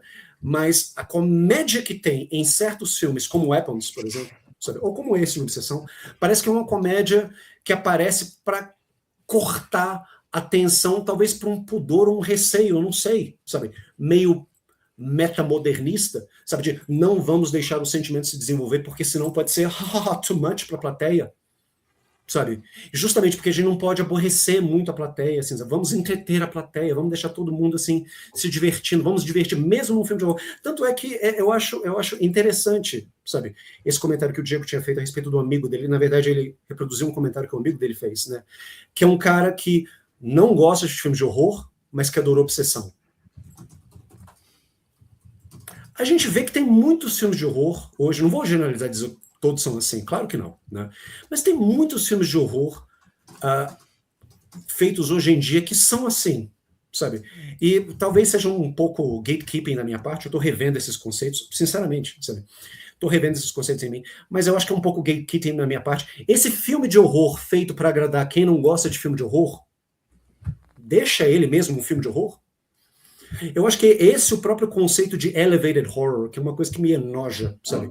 Que é basicamente um filme de horror feito por uma plateia que tem medinho ou nojinho de filme de horror, porque não consegue realmente assistir um filme de horror que vai e leva a tensão, ou o gore, ou a violência, ou a angústia, ou a tristeza até o final, até as últimas consequências. Tem que ter uma comédiazinha, um momentozinho de descontração para poder maciar as coisas, para todo mundo. Mas isso não é elevated horror? e feliz e tudo mais. Não, eu sei que o Elevated Horror não é isso. Eu sei que assim, a definição clássica do Elevated Horror não é isso. Isso é muito mais a minha interpretação. Minha interpretação, eu acho que aquele comediante que faz críticas de horror também, aquele Bob Briggs, eu esqueci o primeiro nome dele. John Bob Briggs, não sei. Né? Depois eu vejo aqui, né? Joe Bob Briggs, né? Joe Bob Briggs. Coincidentemente, sabe, eu tava com esse pensamento na minha cabeça quando eu vejo um vídeo dele fazendo esse mesmo comentário, Elevated Horror, né? Ele fala, para mim é horror feito para quem não gosta de filme de horror. Horror feito para agradar a gente que não é público de filme de horror. Você não gosta de filme de horror, mas você gosta de Weapons, por exemplo. Eu não gosto de filme de horror, mas eu gosto de Weapons. Eu não gosto de filme de horror, eu gosto de Obsessão. De novo, voltando pro meu gatekeeping, sabe? Para quem é hardcore fan de horror, isso é meio sabe? Vamos ser diplomáticos, né? Vamos querer agradar gregos e troianos. Eu consigo gostar de possessão e de obsessão ao mesmo tempo. Eu não sou um imbecil, né? Sei lá. Não, você é um alienígena. Você é uma pessoa estranha, esquisita, né? Não, mas você não. Mas aí que tá. Mas aí isso é um julgamento de valor que você está fazendo. Assim, eu não estou chamando quem gosta desse filme de imbecil. Né? Mas não são fãs de filme de horror, de fato. Tem que ter uma. Mas agora o QI dessas pessoas não está em questão aqui. Tem que ter uma polêmica. Quando você começa a aumentar e entrar mais gente. Uma boa polêmica. Qual é a polêmica? Eu perdi aqui. Isso que eu falei, ué. Era você que chamou essas pessoas de imbecis, não foi eu, não. Eu só falei que essas pessoas realmente elas não gostam de então, horror. Mas o. Né? Mas o pessoal está concordando com o Igor aqui nas falas. Mas o pessoal está concordando assim, eu acho interessante, porque o Yuri, por exemplo, falando que eu acho que a comédia está tendo uma vibe desagradável. Né, que ele está falando assim, não querendo ser chato, mas filme de horror com toques de comédia, do modo que é feito nos últimos 10 anos, me passa uma vibe desagradável de filme da Marvel, que o próprio Igor tinha mencionado. O Igor falou. Né? Mas eu sinceramente, o Martins também fala uma coisa similar, não concordo muito, eu tenho uma sensibilidade meio como do Felipe, sabe? Eu não acho um pecado, eu não acho você introduzir elementos cômicos, sabe? E deixar... Eu não acho que isso significa que o filme fica mais palatável, sabe? Não acho, sabe? Eu não acho que assim, vai ver a Obsessão porque você também vai rir. Não é esse o ponto do filme, eu acho. Né? Você que não gosta de terror pode assistir porque ele é light, é tranquilo. Eu não achei o filme light.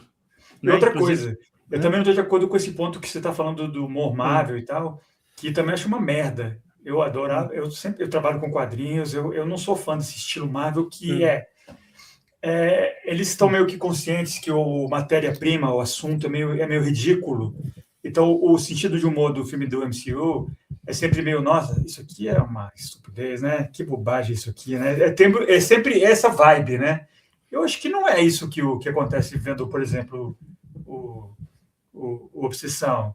Ele não acha que aquele material é ridículo, então ele tem que apontar assim para dizer, que besteira, né? Eu acho que em nenhum momento isso é. Eu acho que quando ele tem essas quebras é outra coisa que ele está fazendo, né? Mas porque eu acho que é uma coisa que o Martins está comentando aqui.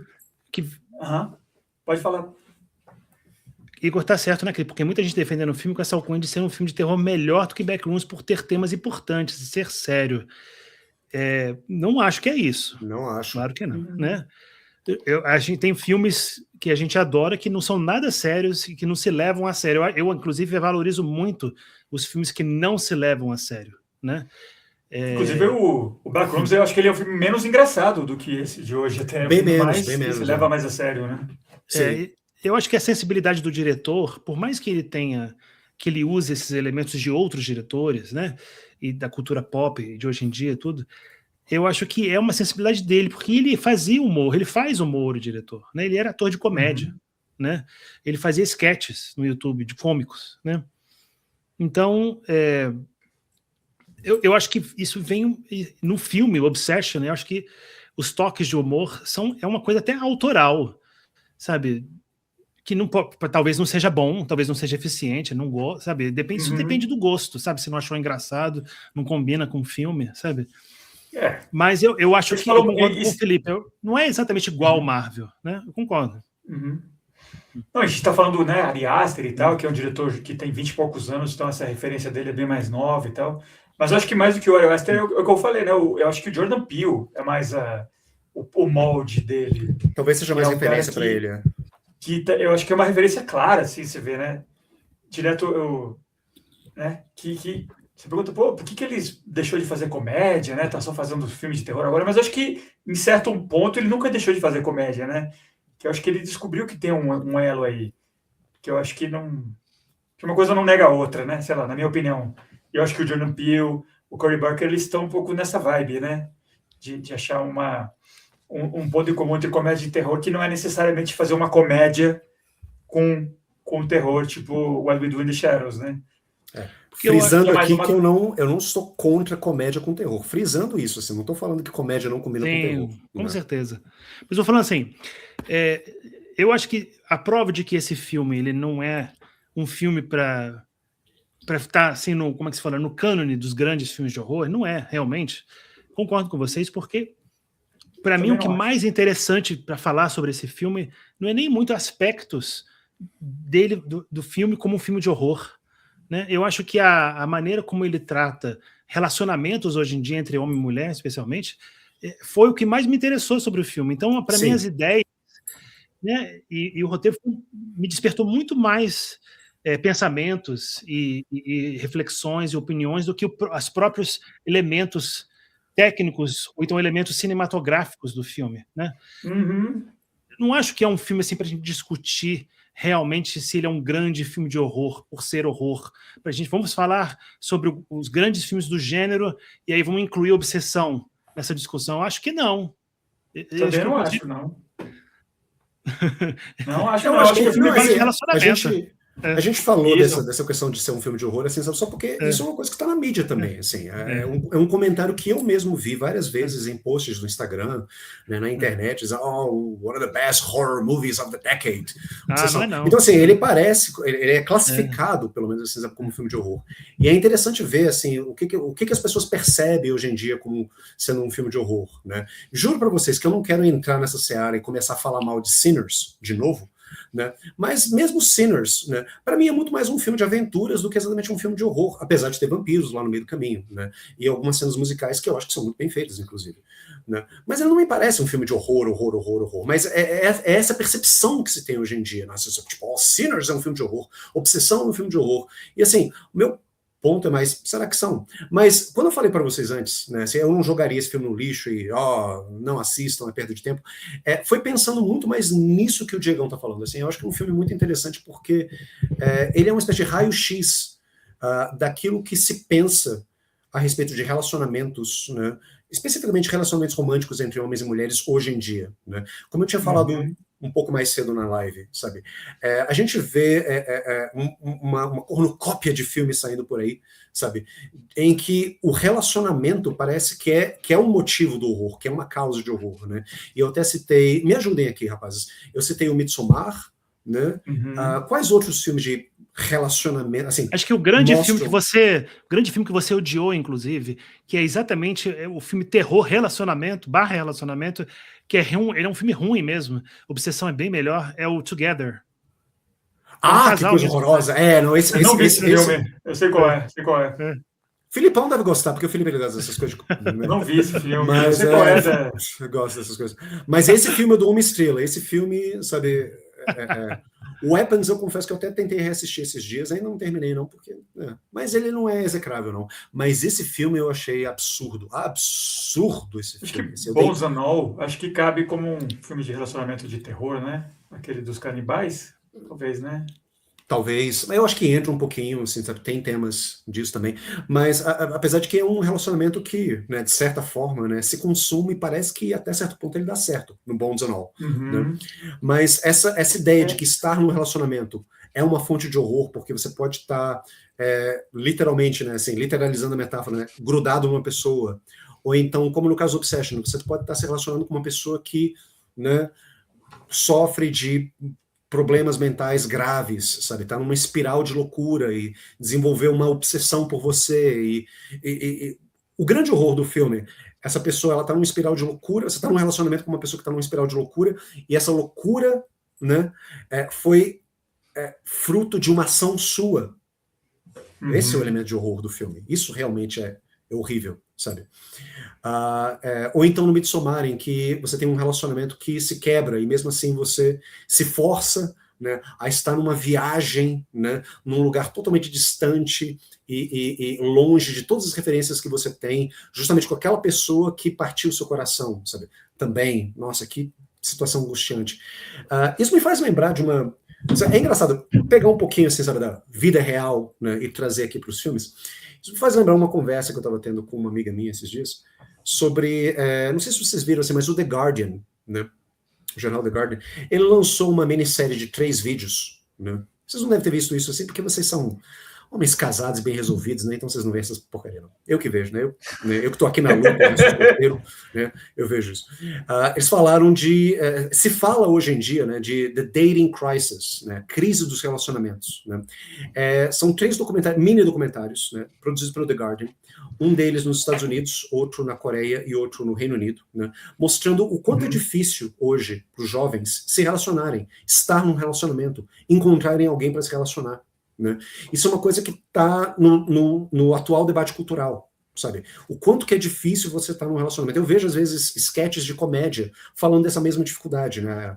Tati, esqueci o nome dela, Tata Werneck e aquele outro cara, esqueci, bom, um novo programa de comédia que eles têm, sabe? Vários sketches mostrando...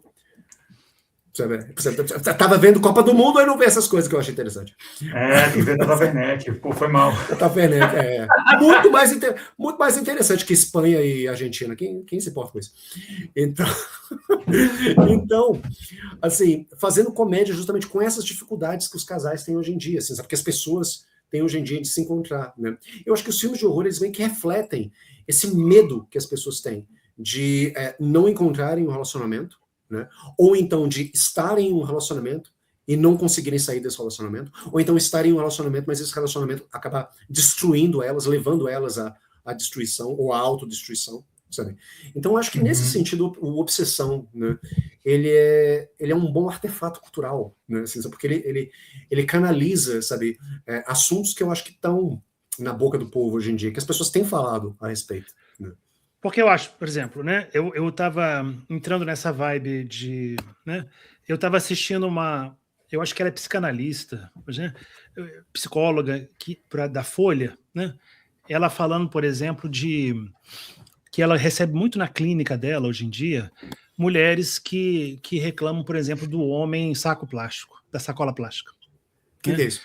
O homem sacola plástica, ele é um homem leve, que ele só te acompanha e você pode decidir tudo e você, sabe, faz tudo e para ele tá tudo ótimo, não tem problema nenhum, o que você decidir tá bom para mim, toda a decoração da casa tá perfeita, você que escolhe, a escola que você quiser colocar nossos filhos tá bom também, sabe?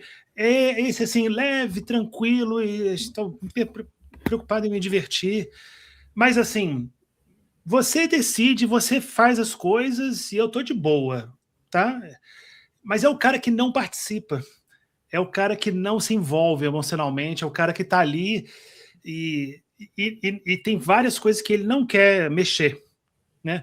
Que ele quer realmente ficar de boa, sabe? Assistindo meu celular dele, tranquilo, relaxando, né? É uma coisa que eu escuto muito também, né? Que eu também me incluo às vezes, assim, de eu preciso relaxar agora, preciso ficar sozinho, preciso ficar na minha, não quero fazer nada, né? E às vezes eu entendi esse ponto, sabe? Pensando no filme também. Porque é o que eu acho que as mulheres demandam, e essa demanda não é que o cara tem que também querer a mesma coisa que ela quer, que ele também quer decorar a casa, que ele também quer estudar todas as escolas que o filho vai estudar e tal. Não é demandar que ele tenha a mesma atitude da mulher, mas é demandar que ele exprima algum desejo, que ele haja, sabe? Que ele se comprometa de alguma forma ali, sabe? Com alguma opinião, com alguma atitude, sabe? Que eu acho que esse filme retrata legal isso, sabe? Que é o homem que não se envolve, que não entra, que não faz. O filme ele mostra tão bem isso. Que esse menino Bear, ele não consegue nem falar com ela direito o que ele sente por ela, sabe? Quando ela...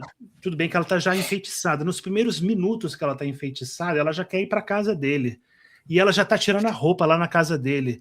E ele nem consegue canalizar aquela fantasia que ele teve por 7 anos em desejo real. Não consegue, ele não quer nem ir para a cama com ela, sabe? Então, eu acho que esse filme pegou isso, sabe? Essa insatisfação feminina com um homem sem desejo, sabe? Eu acho que a mulher, hoje em dia, ela prefere o homem com um desejo até exacerbado, sabe? Eu quero muito, e aí vamos abrir o casamento, eu quero mais, vamos mais, estou fazendo uma opinião polêmica, tudo bem, mas, sabe, o homem que quer mais, eu quero mais, e vamos também, a mulher também pode querer mais, e vamos desejo, e vamos embora, do que o cara que está ali, ó, só... Não quer nada. Inclusive... Não me enche o saco, não me enche, eu quero ficar em paz aqui. Acho que as mulheres estão tendo horror a esse tipo de homem, eu concordo. Você tem que ter algum tipo, né? De posicionamento, né? Eu acho. No filme tem uma cena bem específica disso, né? Desse momento, que é a Nick força para ir junto do Bear na festa, né?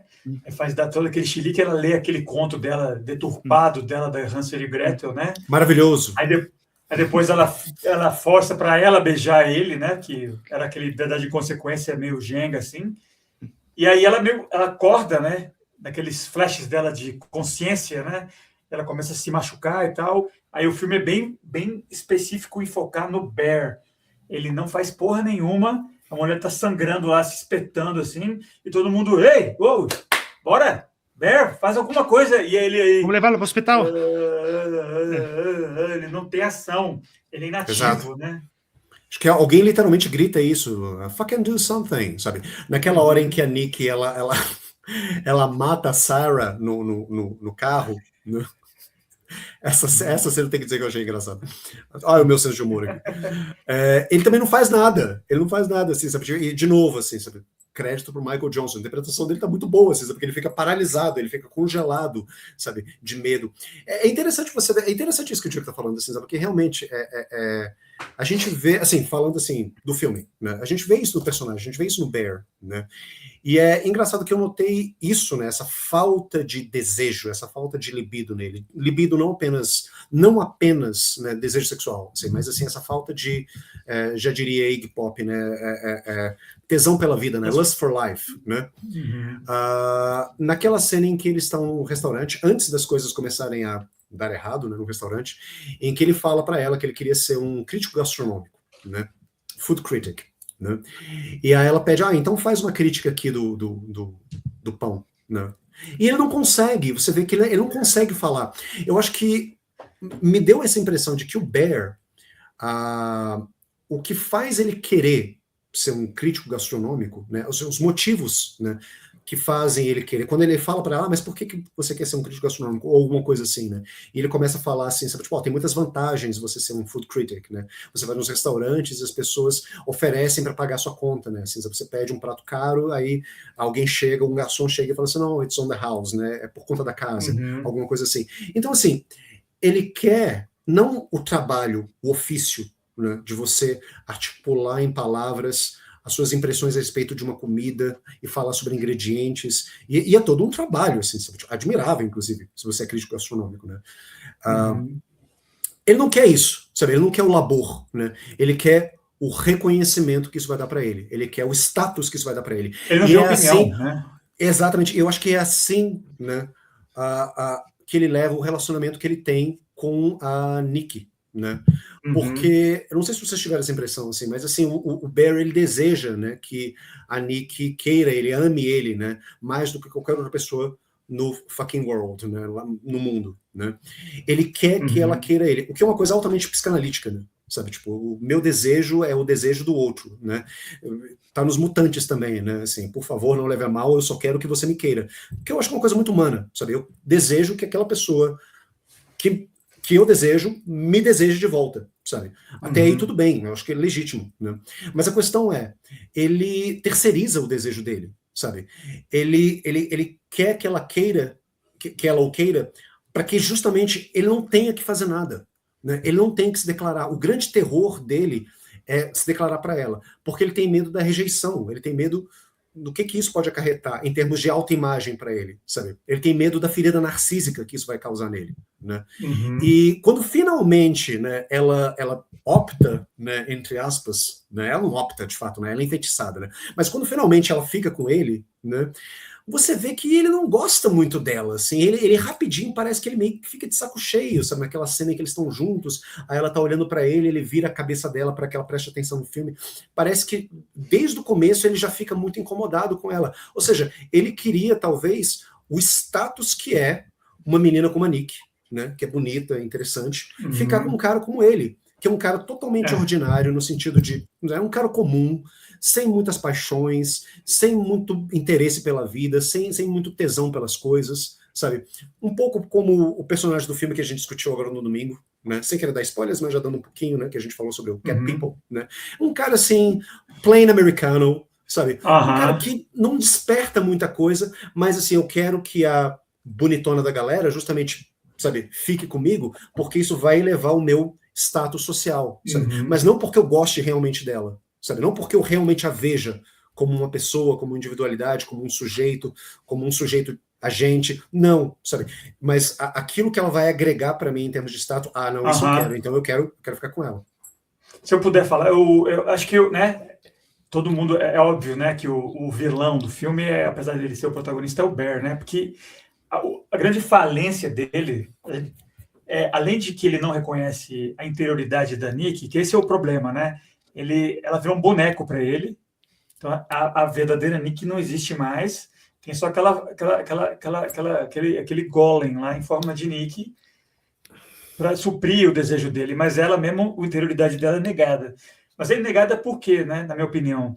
Porque ele é um merda, ele é um medíocre absoluto. O Barry é um cara cujo principal defeito para mim é que é o cara que não tem imaginação nenhuma, né? Tanto é que vocês refletiram isso quando ele diz: você tem sonho de ser crítico de cinema, de comida, então, né? Dê sua opinião aqui. É ruim, mas se botar uma manteiguinha, esse pão fica bom, tá? Vou comer, por favor, me pague. É isso que ele quer. Ele é um cara desinteressante, ele é um merda. Então, o que um merda sonha, né? Quando se cumpre o sonho de alguém que não tem imaginação, é essa boneca sem nada. É um pesadelo vivo, né? Que a Nick começa a viver, né? Inclusive, uma cena que que cimenta, né? Esse fato do Bear ser o antagonista do filme, né? É que tem um momento que ele está tentando levantar para sair no meio da madrugada e a Nick, ela consegue falar a verdadeira Nick para ele, né? Meio dormindo assim, ela fala: Bear, eu estou aqui, a verdadeira Nick, por favor, me mata, eu quero morrer. E aí ele fica puto. Ele disse: ficar comigo é uma merda, né? Não é muito boa essa fala. Ele é um merda absoluto, né? E ela responde: mas Bear, eu nunca fiquei com você, né? Porque você tá com essa casca, com essa fantasia que não tem nada dentro, porque você não tem imaginação, você é um merda, né? Ele tá com a freak Nick. Então, ele também é uma casca. O próprio Bear não tem nada dentro, né?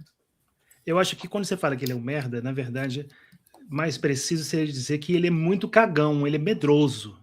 Ele é muito medroso, né? Ele tem medo de tudo, ele tem medo de se colocar em qualquer situação, de tomar qualquer atitude, sabe? De causar qualquer consequência. Ele quer que as coisas aconteçam e aí ele vai lá e, como o Igor falou, pega aquela coisa que está acontecendo, aquele desejo e absorve aquilo para ele, igual um parasita, né?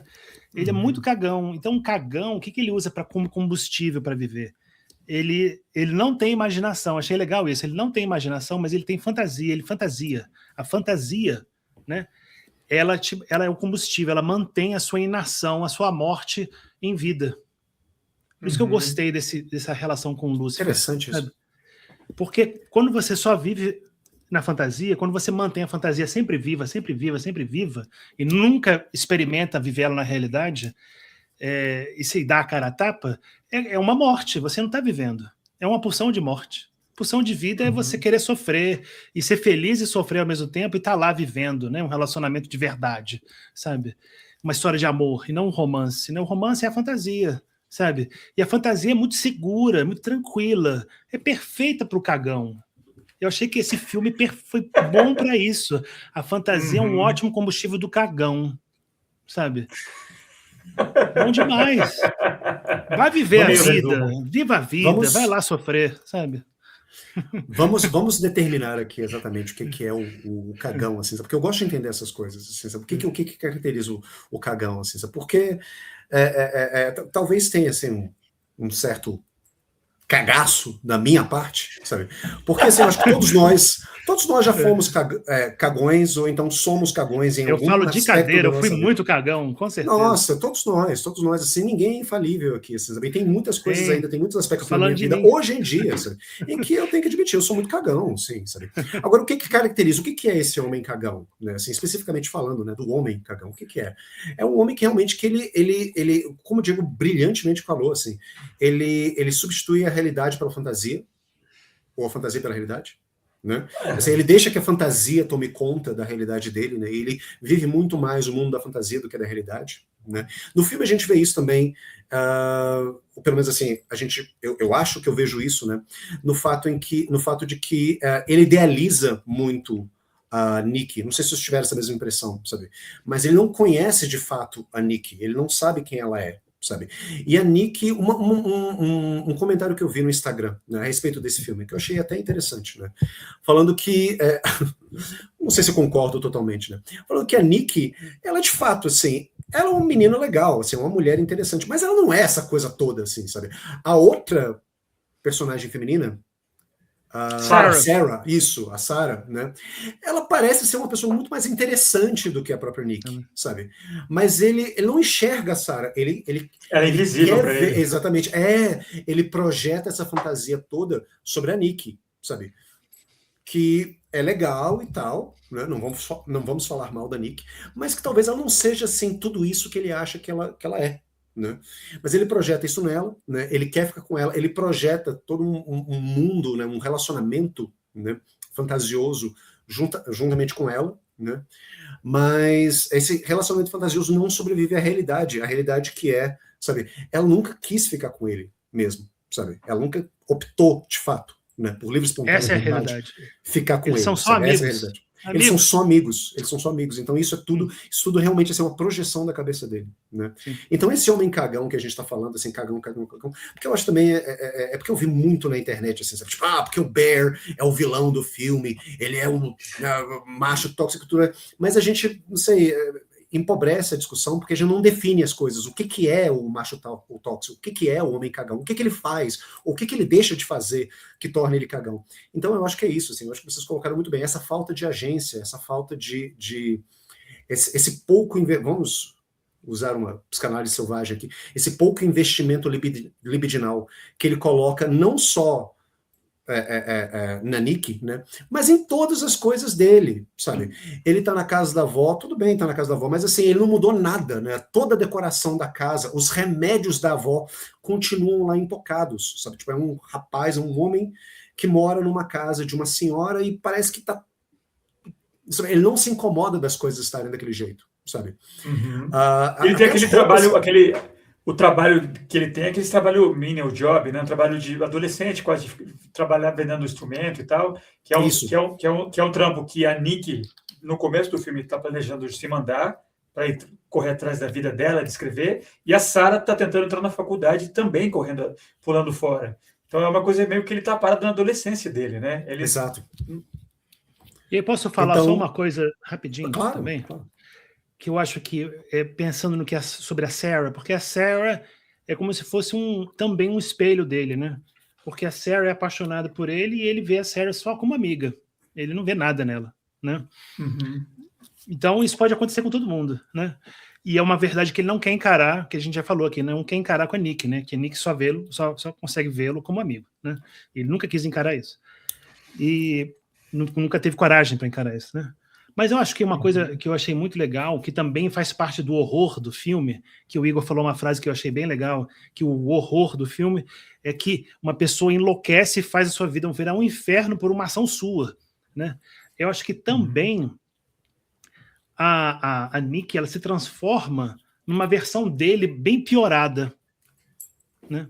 Ela se transforma numa pessoa que é completamente dependente, obcecada e vive completamente em função dele, né? E como é que é viver assim? com alguém que está 100% em função dele, que ele não consegue nem ir no banheiro. Ele não consegue... Boys Night, não tem como. Sai! Fica aqui na cama! Sai! Adorei essa cena. Eu acho que o horror também tá isso. Você ter alguém que é igualzinho a você, só que pior. O único traço dela é que ela é obcecada por ele como ele é por ela, né? Não tem mais nada além disso, né? Eu tava revendo esse filme hoje, ela lá, minha esposa tava dormindo lá no quarto, eu tava na sala, e esse grito da Nick acordou ela. Muito bom. Muito bom. Eu ia fazer um outro comentário aqui a respeito... Não, diga. Eu também. Diga. Não, eu estava pensando o que eu ia dizer, porque teve um ponto que vocês mencionaram. Vou pensar aqui rapidão. Enquanto você... Isso. Essa fala aqui, para complementar o que o Diego falou, né, que é tanto que ela virou um castigo irônico para ele, né? É exatamente o que você queria, então olha como é uma merda. Quando ela mata a Sarah naquela cena chocante, né? Ela destrói a cabeça da Sarah. Depois vai lá, não, peraí, não chora, não, isso aqui é tua culpa, Como ela explica para ele, assim, na cara dele, isso aqui é tudo sua culpa, cara, mas eu vou te ajudar, não vamos esconder, e é isso aqui que você desejou. Ela fala literal para ele, assim, né? Eu achei muito legal esse momento, tudo a Indy, né, Vareta, claro, né, incrível ela. Sim. Eu ia remeter vocês a um episódio do nosso antigo podcast, né, o Sala de Projeção, em que a gente fala sobre um filme do Billy Wilder, Se Meu Apartamento Falasse, né, com Jack Lemmon, né, que eu acho que o Gustavo, que fazia o episódio com a gente, que gravou esse episódio junto com a gente, né, ele chamou atenção para uma das falas do filme que eu achei muito bacana, isso que ele falou, que é Don't be a schmuck, né? Não seja um schmuck. O schmuck é difícil traduzir, né? Assim, é uma gíria que vem do Yiddish, né? Quer dizer, uma expressão que vem do Yiddish, que foi absorvida pelo inglês, né? Schmuck seria um bundão, né? Ou alguma coisa assim, né? Schmuck, né? Don't be a schmuck, deixa de ser um bundão, né? Que era mais ou menos assim, o problema, o dilema, né? A questão, né, do personagem do Jack Lemmon nesse filme, né? Eu acho que assim, nesse filme, Se Meu Apartamento Falasse, né? Eu acho que tá aí também, assim, eu acho que falta, né, pro Bear, né, alguém, sabe, chegar e pegar ele pelos ombros e dar uma sacudidela nele, assim, você fala, calma, don't be a schmuck, sabe, deixa de ser um bundão, porque ele realmente não tem investimento libidinal nessas coisas, né, como o Diego falou, como o Felipe falou, né, e também o próprio fato dele ficar fantasiando sobre, né, ser um food critic, né, um crítico gastronômico, né, mas nunca ir às vias de fato, né, justamente porque, né, acho que é questionável o desejo de uma pessoa que diz que quer alguma coisa, sendo que ela só pensa no status que ela vai ter quando ela obtiver aquela coisa que ela quer, sabe? Falei meio complicado aqui, mas assim, querendo dizer, ele pensa em ser um food critic, mas ele só pensa nos benefícios que isso vai, que ser um food critic vai trazer para a vida dele.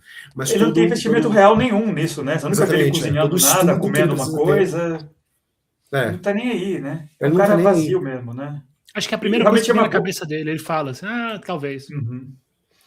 Você falou, né, Se Meu Apartamento Falasse de 60, que realmente é um companheiro perfeito para esse filme, eu acho, né? É um filme que a figura do Jack Lemmon é bem...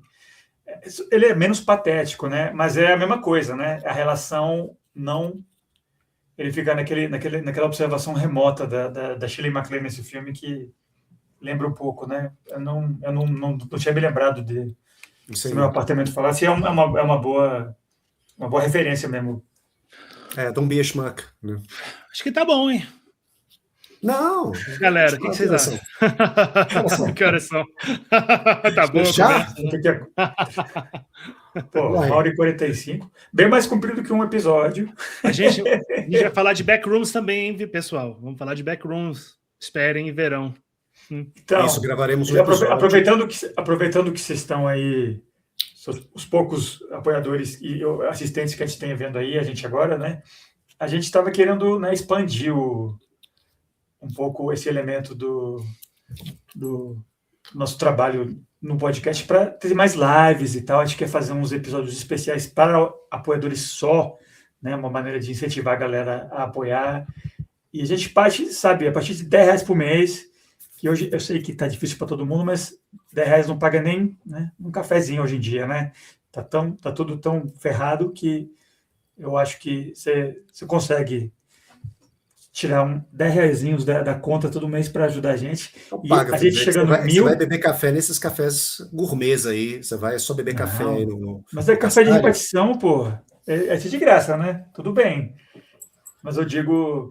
Não, eu digo, se vocês curtiram isso que a gente fez hoje, isso é tipo uma tentativa da gente explorar essa opção de fazer conteúdo mais em vídeo, de fazer coisa além do episódio. Eu não sei vocês, mas eu achei muito massa, eu achei do caralho a conversa, conversa crua e mais conversada mesmo, sem edição. Com todas as Eu acho brigas. que a briga não é cortada pelo Thiago. Então, não sei, espero que vocês tenham curtido. E realmente, né, a gente quer fazer o Backrooms, um teaser aqui para vocês. A gente ainda vai ver se vai ser uma live ou vai ser um episódio e tal. O que vocês acham, né? Se vocês curtiram, pode deixar um comentário no YouTube depois do vídeo estar ao vivo. Não precisa comentar agora, mas ó, já estão comentando. E valeu, Fernanda. A gente está gravando agora a temporada de filme no ar, né? Top Secret para vocês. Mas a gente também vai parar para falar novidades. Se vocês têm uma ideia de um filme, entre em contato. Pô, a gente faz isso para vocês, pô. Porque se for só nós três conversarmos, a gente faz em casa, não grava, não posta, não faz nada, né? E é um saco, né? Porque assim, eu acho muito mais divertido ficar contradizendo, né, Felipe e Diego na frente de pessoas, né, do que... Eu tô cansado de ficar, né, o tempo todo assim, não, gente, vocês estão errados, assim, sabe? Só no privado, né? Eu gosto de levar isso ao público, né? Porque aí todo mundo vê o quanto que, né, as opiniões deles são falhas, né? E eu tô certo. Tem testemunha, do quanto o Igor é chato, né, etc. Né? Exato, eu gosto de espalhar a minha chatice a Renata estava assistindo o Mundo Renata, tudo bom, querida? O fato de eu ser rabugento assim, para o mundo tem que saber, se eu sou rabugento, se eu sofro assim, com o meu mau humor, eu acho que outras pessoas têm que sofrer também. Assim, então, não, tipo, você é tipo a Nick do podcast, você é um monstro, assim, você está arrasando, mas sem você não tem programa, Igor. Eu sou um Freak Igor. Pronto. Você é um Freak Igor, pronto. Não tem. Mas, pessoal, deem depois sugestões, assim, que filmes que vocês querem ver, né? Que gênero que a gente não falou ainda, sabe? A gente está pensando em guardar mais lançamento para as lives e fazer a temporada mais de filmes mais históricos, até recentes, mas não necessariamente novidade, né? E talvez guardar a live mais para filme novo e tal, para ver se as pessoas ficam mais interessadas. E a gente fez esse aqui aberto aqui para qualquer um assistir e tal, mas talvez, né, se for mais interessante para as pessoas passarem a apoiar a gente a partir de R$10 por mês, a gente pode fazer live só para apoiador, que é mais exclusivo, né? Então, né, a gente está sempre prestando atenção no que vocês falam e, né, a gente está fazendo a newsletter, inclusive eu estava editando ela hoje, espero que vocês estejam lendo. Eu fico pegando o pé do pessoal para a gente mandar antes do fim do mês, até agora a gente conseguiu mandar todas as edições certinho, já tá quase meio feito lá, então até o final de julho sai a 8ª edição. Não sei o que mais vocês querem passar de notícia. A gente, no comentário aqui, teve um nosso espectador que adora Ari Aster, né? Então, Ari Aster já tá na lista daqui a pouco, né? Então, foi uma live, por exemplo, sobre Ari Aster, Martins, né?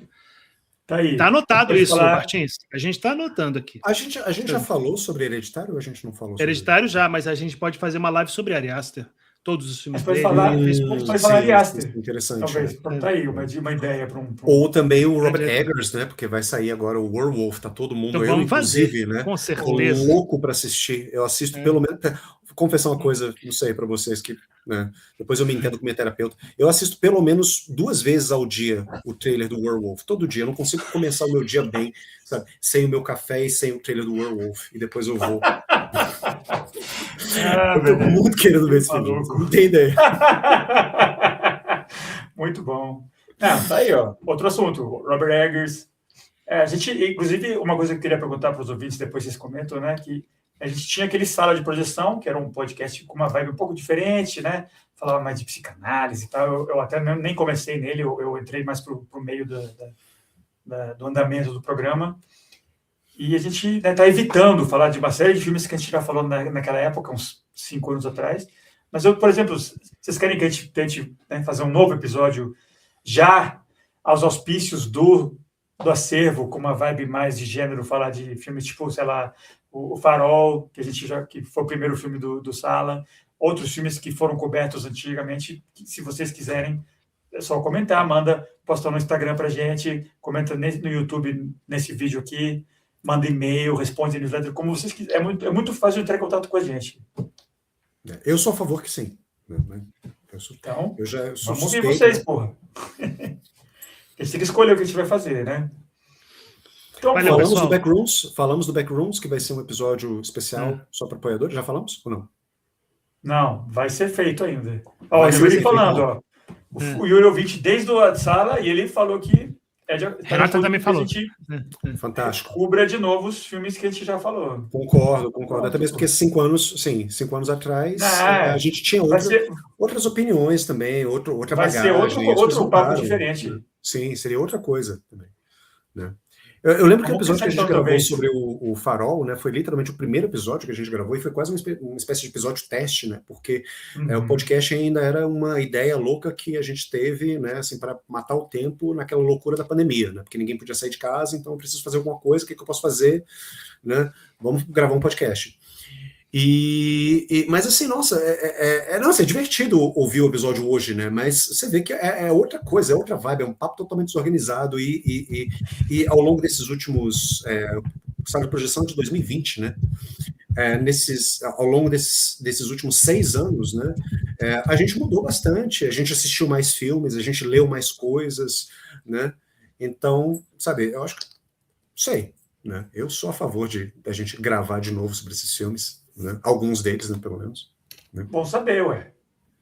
Então é isso, galera. Vamos lá, que o Vini, que é o filho do Diego, está precisando de supervisão parental, que ele está abandonado aqui. E, pô, galera, que legal. A gente está muito feliz que vocês assistiram a gente, participaram pra cacete, um monte de comentários, interação com os ouvintes, é o que a gente sempre quis.